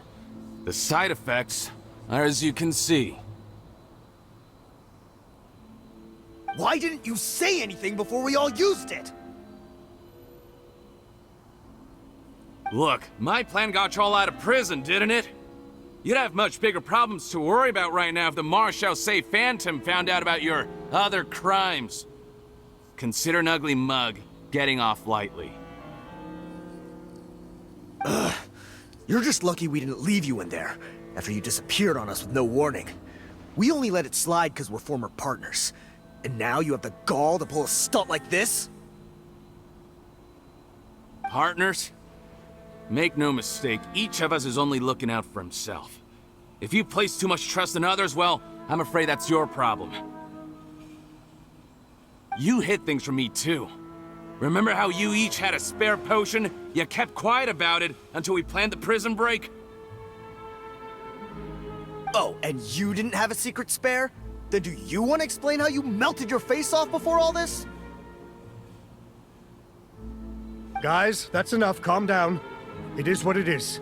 Arguing won't change anything. What's the plan, Parton? I'm assuming you brought us here for a reason? There is no plan. We followed him here on the promise of more juice, but it turns out there ain't a drop here. Besides, what does it matter now anyway? He already said, even if we did get our hands on more of that stuff, switching faces again solves nothing. They're still gonna meld off eventually.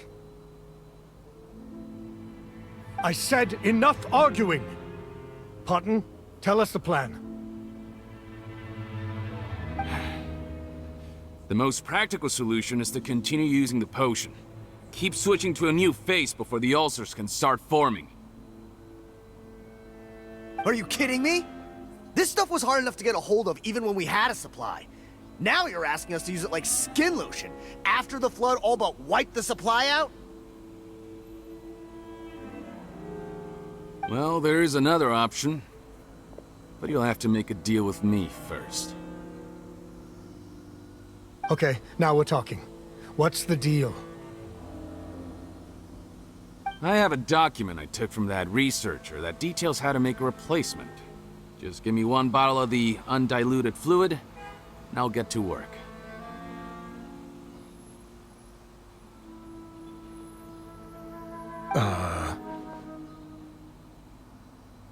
What's the problem? I thought you always kept reserves. Or do you really just have one spare bottle each? What do you think? That we were shipping them into the fortress of Meripede by the basket load? Well then, say hello to never showing your marred faces in public again. Ugh, I've heard enough! Get him! Let's see if that document even exists! Freeze! Marshall, say Phantom! What? Who let them in? Officer Morgan, before anything else, please find out Rawat's status. Rawat? I don't see him. Hand over the hostage now, if you want any chance of avoiding an extension to your sentences. Spare us your condescending attempts to coax us back to our cells. You think we're looking to negotiate? Rawat is dead. Parton? Arrest them all! Don't let anyone get away!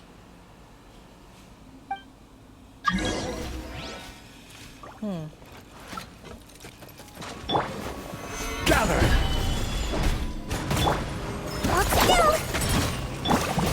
Overruled.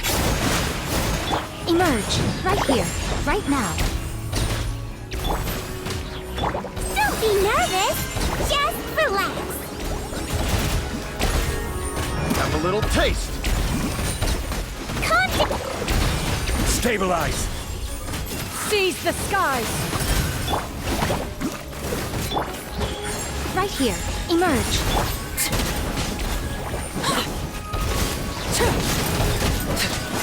Laid bare.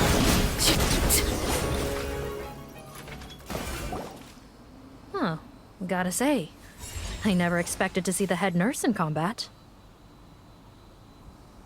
Some patients respond better to a more aggressive treatment plan. Did we get everyone? Captain, we finished the head count. Potton's missing. Over there! The door's closing!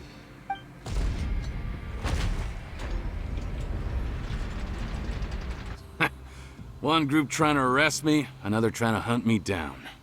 Good. I gotta kill two birds with one stone. How did he get up there? There must be a secret passage somewhere. Find it! Don't waste your energy. I already sealed it off. How naive. We have more people outside. If we're not back out by the agreed time, they'll come to our rescue. Well then, you'd better hope they get here in time.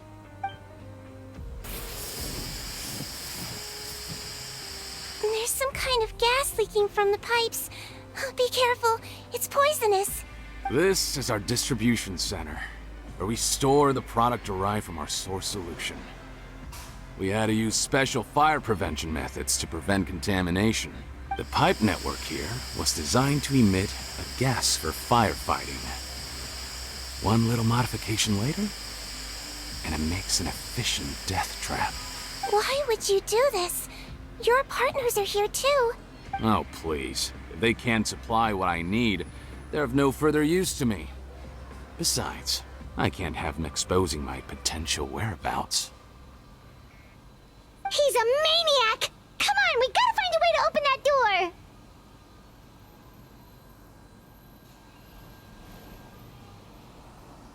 Go ahead, struggle in vain. Once the last of you croaks, no one will ever find me again. So long! Are you sure you're ready to leave, Cotton? You haven't changed your dressing today. You can't cure my face. Just give up. And what if I could? Nice try. You're just trying to stall me. Don't you worry about me. I'll find a way to cure my face once I get out of here. Oh, I doubt it. After all, Fontanians can no longer dissolve in primordial seawater. What the... How did you... The key component of the face-changing potion is the fluid left behind by dissolved Fontanians. It might look like ordinary water, but it has some unique elements in it. Before the flood, all Fontanians were oceanids, physiologically speaking. A potion made from that fluid could dissolve and reconstruct the face of a Fontanian in much the same way as hydroidolins change form. Theoretically, it could give someone any appearance they wished. But since the flood, Fontanians have become true humans. They can no longer provide the source material for this potion, nor reap its benefits.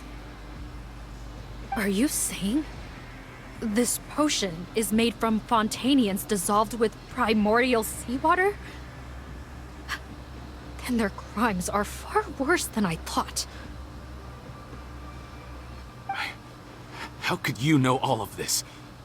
No, wait. Of course! Well, well.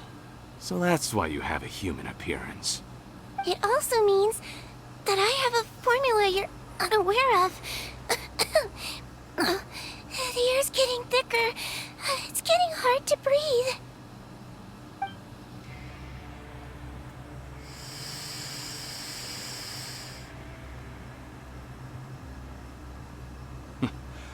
I might get to make a deal today after all.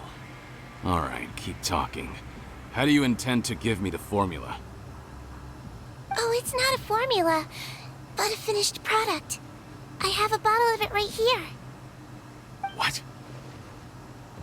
When I tried Rawat's skincare product, I noticed it had a certain special component in it. So I had my friends gather some other ingredients for me, and sure enough, a little experimenting later, I'd produced the potion. I'm guessing his skincare lotion contains the fruits of your joint research? Huh. Impressive guesswork. Yeah, we were a supplier for some of the raw ingredients. But it only contains a tiny amount of the active ingredient. The effect is minuscule compared to the undiluted fluid. Well, I found a way to reverse the dilution process, giving the skincare lotion a similar effect to the fluid it is derived from. That's impossible. If I tell you some of the ingredients, I think you can figure it out. First, you need to combine tainted hydrophantasm tissue with transoceanic pearls at a ratio of around 3 to 7. Tainted hydrophantasms and transoceanic pearls. I see. Can't believe I never thought of that. So, can we make a deal? Sounds good to me. There's a delivery pipeline beneath this window. Drop the potion in, and I'll release you all. Nope, not trusting you that easily. You're like those naughty kids who try to hide their illness. Open the sluice gate first, then I'll hand you the potion. Even if you're not bluffing, your potion won't cure my face permanently. You really think you have any leverage here? I'm not closing the valve this time. Clock's ticking. Fine. Then I'll just stand here with the potion in my hand. And when I faint from the poison, I'll drop it and it'll be destroyed. No.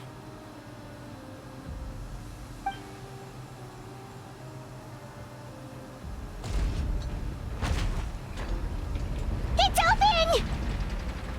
Disable that sluice gate! Jam it! That's more like it. In that case, a promise is a promise.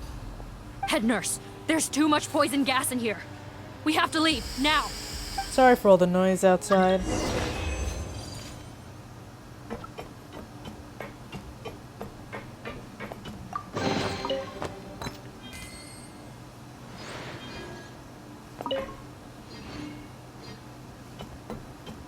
Oh god, and it smells bad too. Oh lord.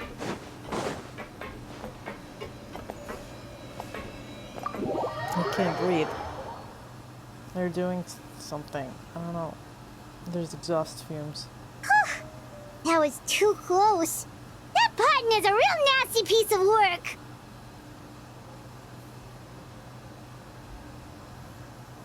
Oh, don't be too quick to sit down. Moving around a little will help relieve the soreness. Same goes for you, Traveler. Oh, but Paimon, you should be fine, right? Flying fast is pretty tiring too, actually. Anyway, that's not important right now. Paimon's still shocked to learn that there's a whole criminal operation going on behind that skincare lotion. Shame I ended up giving the improved version of Potten after finally making it for you. I'll make you some more, I promise. No, please don't. Paimon doesn't want to use that stuff anymore. Still, it was a pretty good job that Paimon wanted to buy some in the first place, huh? It ended up saving everyone's lives. That's gotta count for something. Yeah, Paimon was just kidding. Head nurse, I've done a final head count of our team and the criminals. Everyone's here and doing fine. We're ready to escort the fugitives back to the fortress of Meripede. It's a shame that we didn't find Rawat. At this point, I'm afraid he's probably deceased. What a horrible bunch. Especially that Potten guy. If he hadn't made good on that deal, we'd all be dead because of him. No, we wouldn't. I always keep a whole bunch of antidotes on me for emergencies. And one of them neutralizes that poison gas. We'd have been fine, even if he hadn't opened the gate. What? Then why did you give him the potion? If this is true, I must concur. If he changes his appearance and flees Fontaine, it's unlikely that we'll ever find him. No matter how cooperative his accomplices are when we question them. No, you don't understand.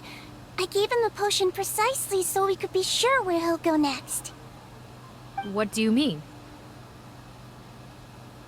We gotta hurry. She won't last much longer.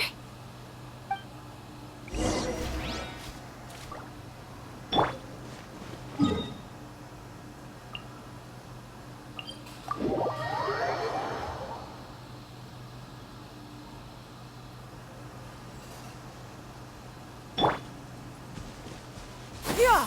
Skyward! Scatter! Skyward! Scatter! Scatter!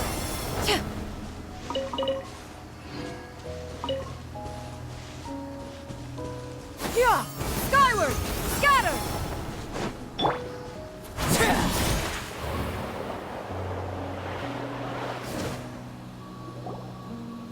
Don't move a muscle. I might be short, but I pack a mean punch. Captain, you're just in time. While I was lying in wait, I spotted this crook snooping around, trying to find a way in. So I detained him. Whoa. His face. Are you... Potten? So this is where you were heading, huh? What? This is how Potton looked before his face was marred. His current appearance matches the mugshot on his arrest warrant. I see. Wait, so what's going on? Wasn't the whole point of the potion to disguise himself and escape Fontaine? Why would he change back to his original face and run right into our trap? Enough of this nonsense. Let me in! You better pipe down. There's an old lady in there who's very sick. No way are we letting a crook like you inside. To heck with it. Listen to me. I'm Rawat. That's my mother in there. He's gotta be lying, right? Rawat was a victim in all this. He was forced into it against his will. How can he and this monster be the same person? Forced against his will? That's the funniest thing I've heard all day. Back when I was being coerced, everyone thought I was colluding of my own free will. And then when I actually became a criminal in my own right, you all suddenly thought I must be under duress. Amazing what a difference a handsome face makes.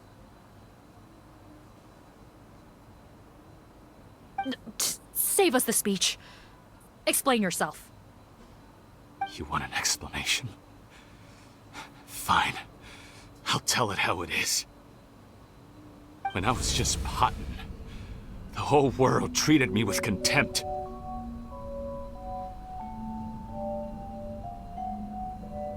Ew. What do you want? Get away from me.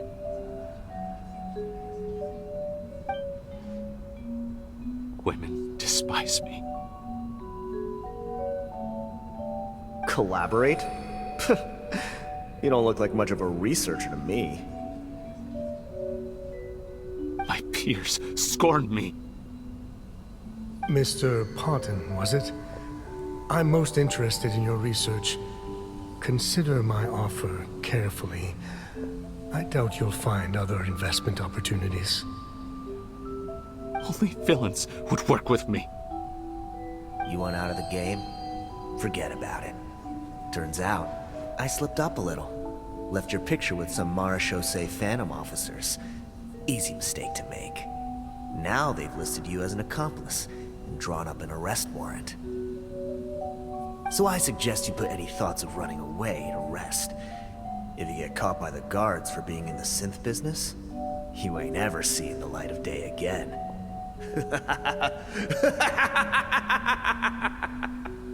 There was no way out for me. Until I could stop being Potton.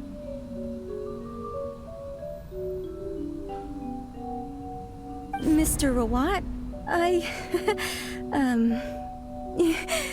have something I'd like to tell you. I became popular with women. This new potion you developed is fascinating. Genius, in fact. Would you consider working with me? I'd be happy to sign a licensing agreement. My peers looked up to me.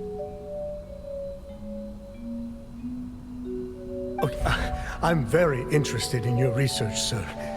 You must no doubt have offers from countless investors, so far be it for me to ask for a full collaboration, per se. I merely wanted to express my interest. No pressure at all, naturally. And the villains even began to fear me. Becoming Rawat showed me what a superficial world we live in.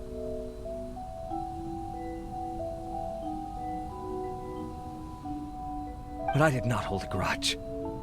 After all, this superficiality could be made to work in my favor. Or so I thought. But alas, the world seemed bent on finding a reason to make me despise it. Mother, I'm back. How are you doing? Who are you? I bought the best medicine Mora could buy, but nothing would cure her illness. In the end, I hoped she'd at least be able to see her son one last time before she passed, but when everyone else rejected me, the only person who cared about me was my mother. Then, when I became a rising star in the Fontaine Research Institute, I was unrecognizable to her. I have to let her see me again. Even if it means donning my own wretched, ugly face. Well, is that enough explaining for you? Now do you understand? Let me inside already! Have you ever considered if you'll even be able to look your mother in the eyes after what you've done? You found a way to completely change your identity. You could easily have escaped from them. But no. You chose to keep working with them. Why would I want to give up on such a lucrative business? The profits were dozens of times that of the synth business, and it was all above board. So you kept being a villain just for the money? Villain? By what standard? Is doing evil deeds really what makes someone a villain in your eyes? Or does it all come down to the way they look? None of you saw a villain when I was wearing my other face, did you? You have no right to judge me! You're all just fake people living in a hypocritical world! I regret nothing! My mother would understand! You're a villain to the core! But especially that tongue!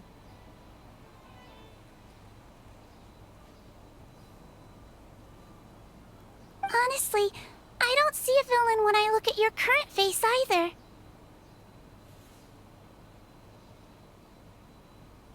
Don't humor me. You don't seem surprised by my confession in the least. How long have you known the truth? I didn't know anything for sure until you chose to take that potion bottle and spare our lives. But if you're asking when I started suspecting you, it was the first time you came to see me at the infirmary. I had to confirm my suspicions. That's why I chose to join this investigation. Are you kidding me? A young, promising researcher and a wretched criminal? What on earth gave you the idea that they could be one and the same person? Well, there were no visual clues. This potion's face-changing effects are very powerful. Even as a Melazine, I couldn't see through the disguise. But I believe I understand humanity a little better than most of my kind. Humans have certain fundamental qualities that do not change with their appearance. Fundamental qualities, huh? So you think you're the one who's seen through me, do you? Most people probably don't know this, but I think I can guess what your deal is. Melazine constitutions are very close to that of water, so it stands to reason that the potion should work on them too. You use it yourself, didn't you? That's why you have a human appearance. Sigewinne? Yes, you're right. I'll bet it was back in the days when Melazines were discriminated against because of their appearance. It was either carry on living in the gutters as part of an alien race cast out by humanity, or become the head nurse of the Fortress of Meripede, revered by all. Not a hard choice to make. It's a no-brainer. So you see, you and I were the same. And I'm the one who saw through you! That's not important right now. You came here to see your mother, didn't you? Well, I can grant you your wish. Huh? A head nurse. I'm not sure that's a good idea in his current state. Don't worry. Back in the warehouse when I traded the potion for our lives, I was doing it to test him. He was willing to risk sacrificing his only chance of escaping capture by opening the gate in exchange for the potion. Also, he could see his mother again. If nothing else, his concern for his mother is genuine. I see. So before you arrest him, please allow him to see his mother one last time. The Traveler and I will accompany him. You have nothing to worry about. All right.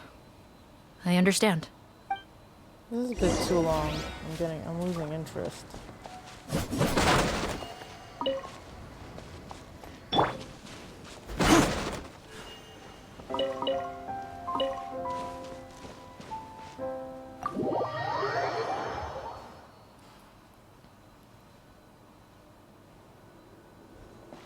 Mom?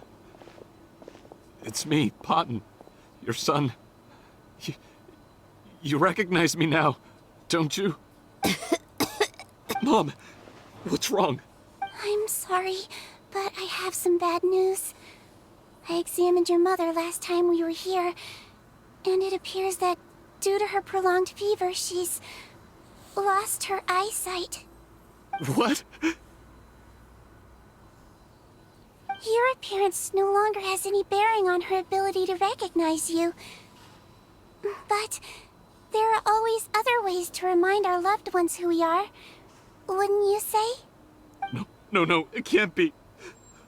Please, Mom, open your eyes. It's me, your son, Potton. If you really can't see my face, then here, take my hand. Tell me you feel your son's hand. I've done so much to get to this point. Please, you have to recognize me. No. The temperature of his palm must have changed. I'm sorry. It seems I couldn't bring him back to you after all.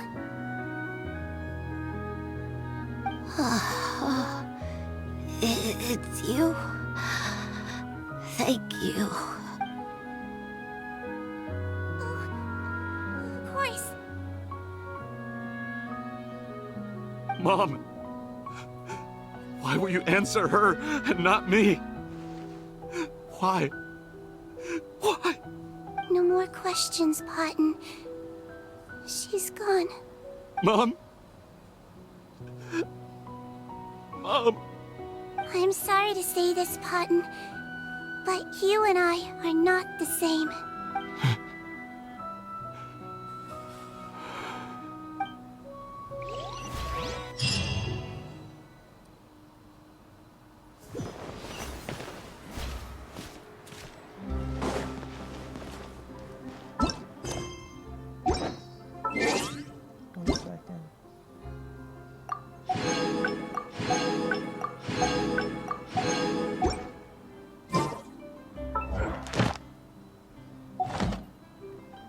Osmanthus wine taste.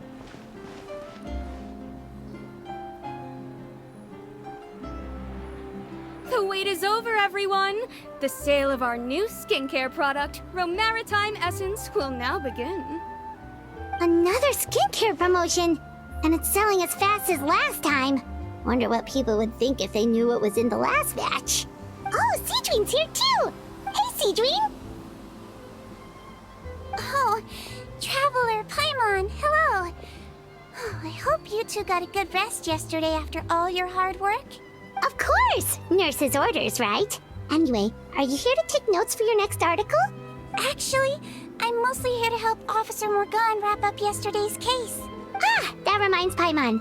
That stuff sold like crazy, didn't it? Is it gonna cause huge problems? Nope, there's nothing to worry about.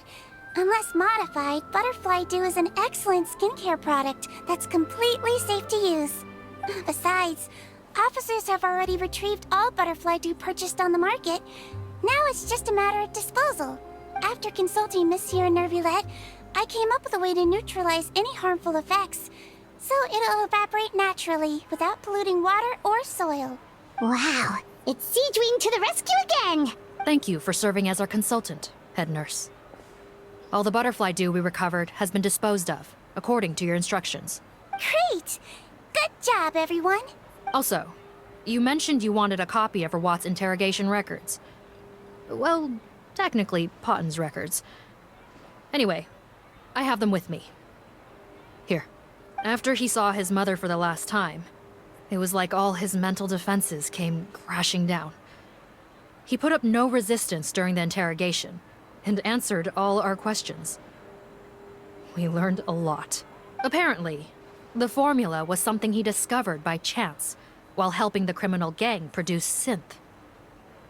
Later, he came up with the idea to dilute it and use the resulting substance as a skincare product.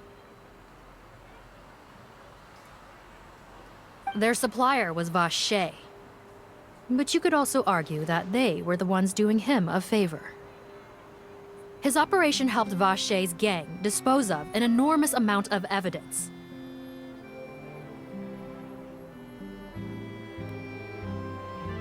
It made for a seamless collaboration.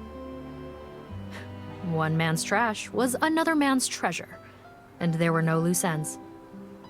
It's no wonder we never noticed what Potten's gang was up to. Vache again, huh? Is there still no end to the harm he caused? Make no mistake, the crimes of Vache and his accomplices will come to an end. It's only a matter of time.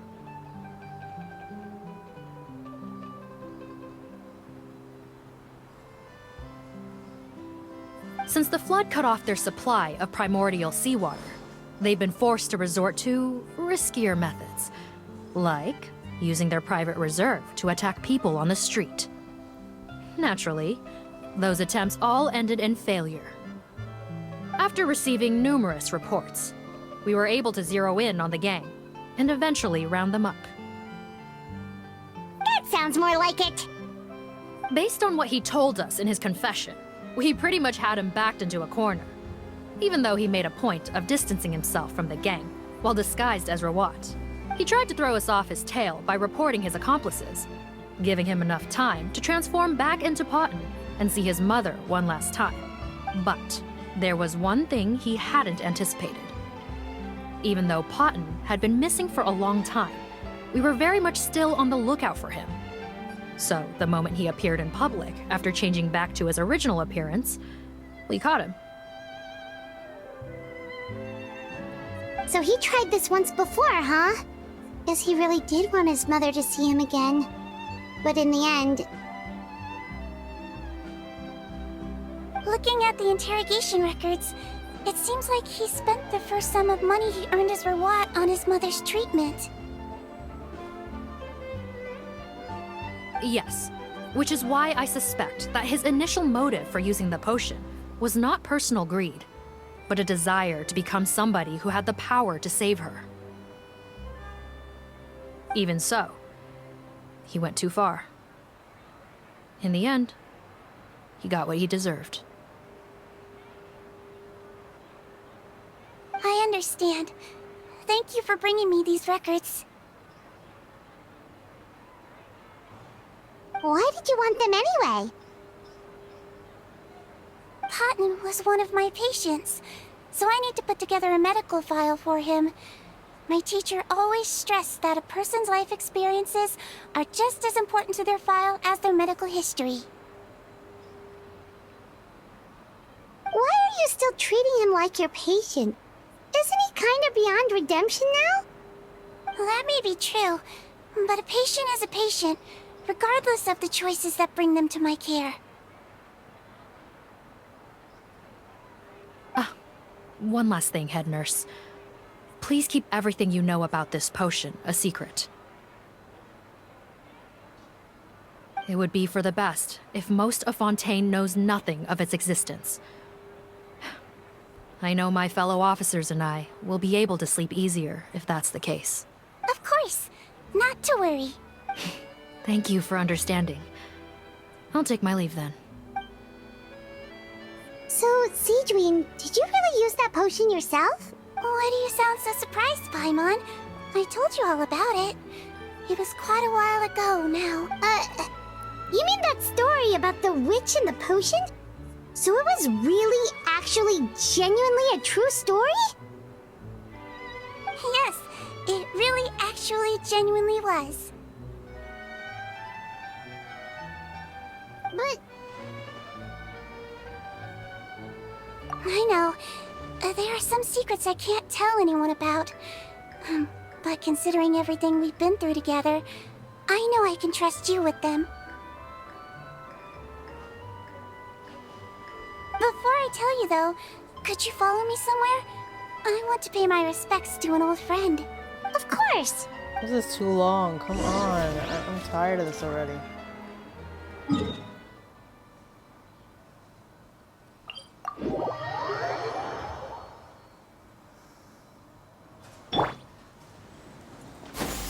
Skyward! Scatter!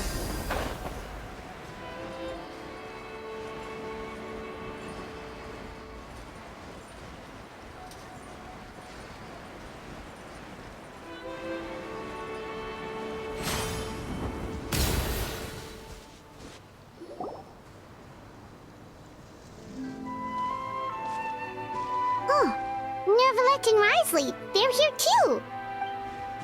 Good to see you, Traveler. Paimon. I trust all has been going well for you? Big news, everyone. The Udex is out of his office on important business. Hmm? Is that genuinely something people would consider big news? Why wouldn't they? Important business is a big deal. Ah, yes, you're quite right. When someone you care about requires emotional support, being there for them at the right time and place is of the utmost importance. After reading the Maréchal Say Phantom's reports, I had a feeling a trip here might be in order. Take note. That, my friends, is how Monsieur Neuvillette shows that he cares. We're both here for the same purpose, actually, to accompany Sigewinne as she pays her respects to her late teacher. So the old friend she mentioned was her teacher then? The witch? Oh, sorry. Paimon didn't mean to be rude. It's only because Sigewinne calls her that all the time, so... I doubt she considers that title to be offensive, Paimon. Don't worry. Indeed. In fact, I believe Sigewinne would take it as a sign of affection. She has spoken of this doctor on many occasions, and it sounds like she was a truly generous individual. In those days, many people harbored prejudices against Melusines. She was the only teacher willing to take Sigewinne on as a student. Wow. It's really nice of you two to be here for Sigewinne. Guess you guys really look out for your younger colleagues, huh? Younger colleague? Well, that might be true for the Udex, but I'm not sure I can say the same. Sigewinne served a sentence in the fortress of Meripede hundreds of years ago, and after she did her time, she decided to stick around. She's been an integral part of our administration ever since. Strictly speaking, the head nurse has been around longer than most people in the fortress, myself included. Pretty sure that makes me the younger colleague. Wait, why was she arrested? She served a sentence? Yes. Long before I became Udex, there was an ancient law in Fontaine that prohibited any attempt to transform another species into a human. Damn. Initially, I and most researchers believed this law to have been imposed due to ethical concerns. But now, it seems more likely that the law was nothing more than an insurance policy, a way for Egeria to ensure that her people would remain insulated from the truth, thus enabling them to lead more straightforward, happier lives. Ignorance is bliss, as they say. Sigewinne had her reasons for choosing to obtain a human form, but the act was nonetheless in clear violation of the law. Could you tell us a little bit more about what happened back then? Certainly. Sigewinne does not object to her close friends learning about her history. In fact, I first learned of it myself because she confessed the truth to me of her own volition.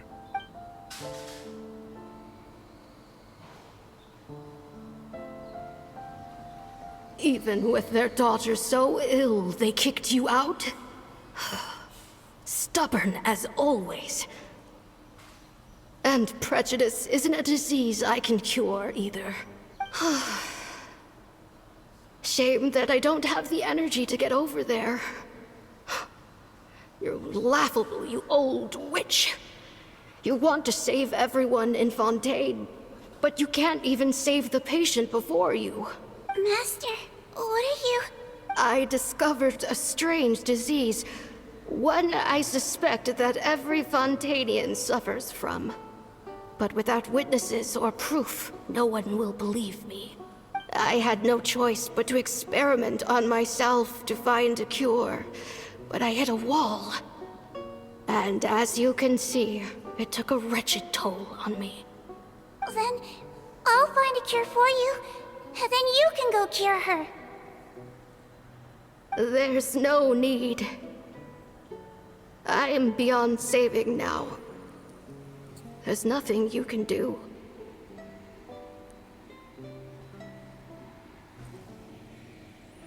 But, Master...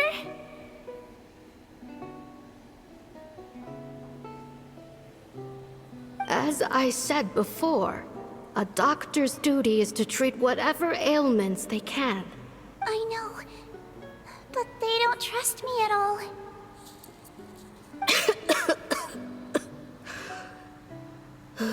That girl. She's your first ever patient, isn't she? I'll do whatever it takes. Even if it means breaking the law and being punished for it? As long as I don't hurt anyone. Yes. spoken like a true student of mine. Then I shall make one more final gamble. And see my experiment through to its end. Leave me for now, and come back in 2 hours. If I am able to work this miracle, then I will have found a way to save all Fontanians, and I shall be able to help you treat that girl. If not, then it means there is one more disease in this world that I cannot treat. In that case, do not come looking for me. I will leave you a parting gift. An accidental discovery happened upon through my study of this strange disease. It has little use, but it will at least help you cure this one patient you can reach.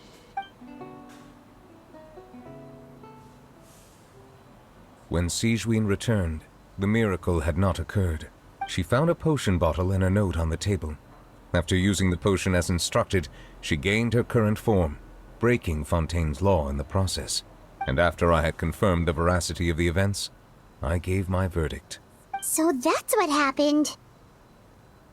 I fear Sigewinne only understood the full story after the truth about the dissolution of Fontanians was uncovered. When I reflected on all this with that knowledge in hand, I felt a deep sense of regret. As I use the law to uphold justice, there are times when I cannot help but acknowledge its ruthlessness.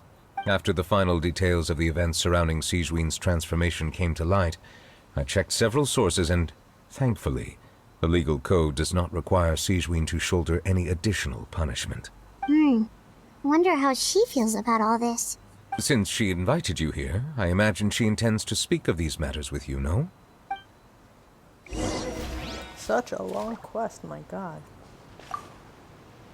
On behalf of the Maréchal Phantom, I would like to once again thank the Fortress of Meripede for your assistance in the response to yesterday's prison break. Our head nurse and the Traveler in Paimon did most of the heavy lifting, I would say. Sigewinne seems to be in good spirits. I trust work hasn't been too hard on her lately? Well, she might be the only permanent medical staff in the fortress, but there's plenty of people with medical knowledge willing to help her out. I am most relieved to hear it. The way you're asking after her well-being makes you sound like a concerned parent.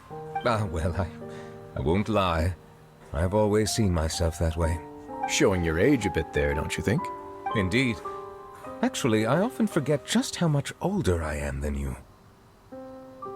Well, while we're on the topic, what did you do before getting this job anyway? Spend all day swimming in the sea from east to west and then north to south? Yes, and from the surface to the ocean floor on occasion. Wow. Impressive. Apologies, that was merely an attempt at humor. You can disregard what I said. That's impossible, I'm afraid. My imagination's already running wild. Wait, does he know or not? I'm not sure. Skyward!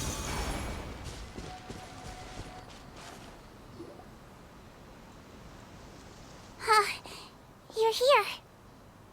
The old friend I mentioned was my teacher. When she passed, her body was nowhere to be found. All that's left of her is an empty tomb. And even that's deep underwater now. Sigewinne, the witch who gave you the magic potion, she was your teacher, wasn't she? Sounds like Monsieur Neuvillette filled you in. After learning the truth, it must have been hard to process, huh? Well, to be honest, after I realized what really happened that night, my first thought was that it kind of made sense. It seemed exactly like the sort of thing she would do. But she was planning to sacrifice herself and never told you. That's just who she was. If lying is what it took to get a kid to take their medicine, then that's what she'd do. Alright, but why did you turn yourself in? I broke the law, simple as that. My teacher made her choice, and I made mine. True. It's just, the way Patton framed it when he was asking you all those questions, it made Paimon really mad. You're not like him at all, and everything Neverlet said confirms that. And yet, you were still convicted and thrown in prison.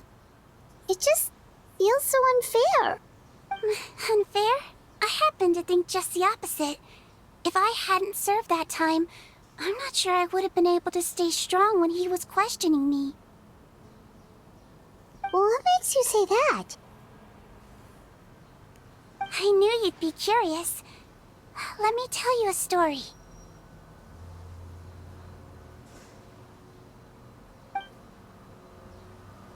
The verdict came down. This Melusine is guilty. Deudex defended the authority of Fontaine law, but he did not confiscate the Melusine's medical kit. And so, the Fortress of Meripede gained a new little doctor. She still wore her hood and raincoat, even though it never rained in the fortress. Perhaps thanks to her human appearance, no one refused her treatment. She treated more and more patients, and her sentence grew ever shorter.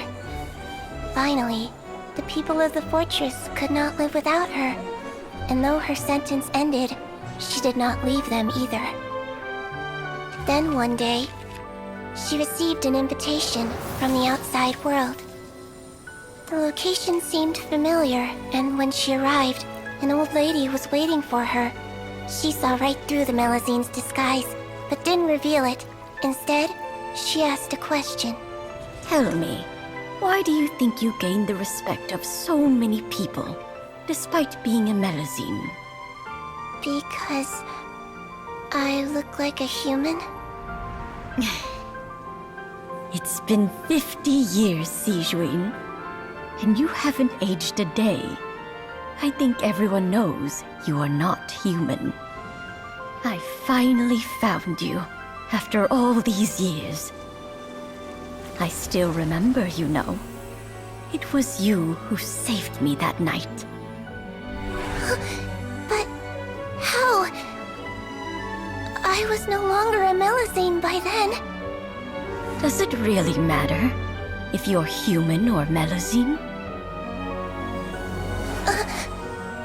I remember the warmth of your palm. It's quite unmistakable. And you know what? It hasn't changed one bit. You don't have to hide anymore, Sigewinne. These days, everyone wants to make friends with Melusines. And I think that it's all because of you. I'm sorry I couldn't say this until now, but thank you, Dr. Melusine. Aww. Now that's an ending Paimon can get behind. After hearing everything Potten said, I wanted to tell him that it didn't matter who he looked like on the outside.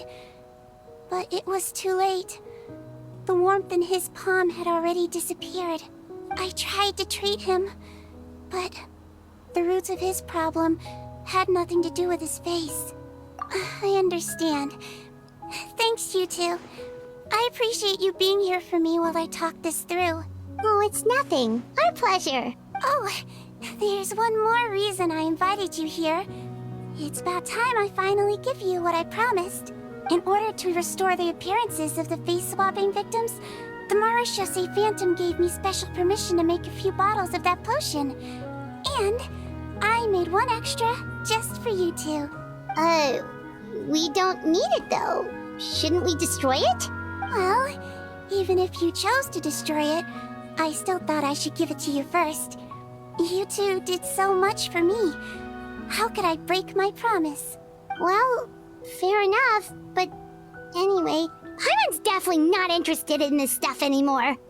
Still, if this is the very last bottle in all of Teyvat, getting rid of it would feel like kind of a waste. Maybe we can give it a special meaning somehow. Oh, Paimon's got it! Melusine physiology wasn't affected by the Great Flood, right? So that means the potion should have a permanent effect on you. In that case, what do you ever thought about transforming back to the way you used to look? After all, from a Melazine point of view, Paimon bets Melazines look the cutest of all! Paimon, after everything, do you really think it matters whether I'm Melazine or a human? Well... What was Paimon thinking? You made up your mind a long time ago! Yeah, let's just destroy this thing. Leave it to me. Oh no.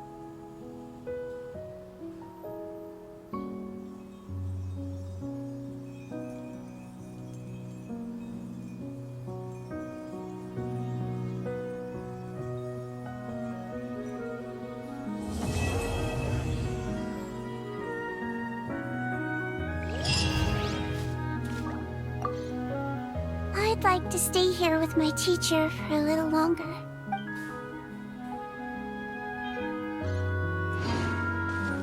Okay.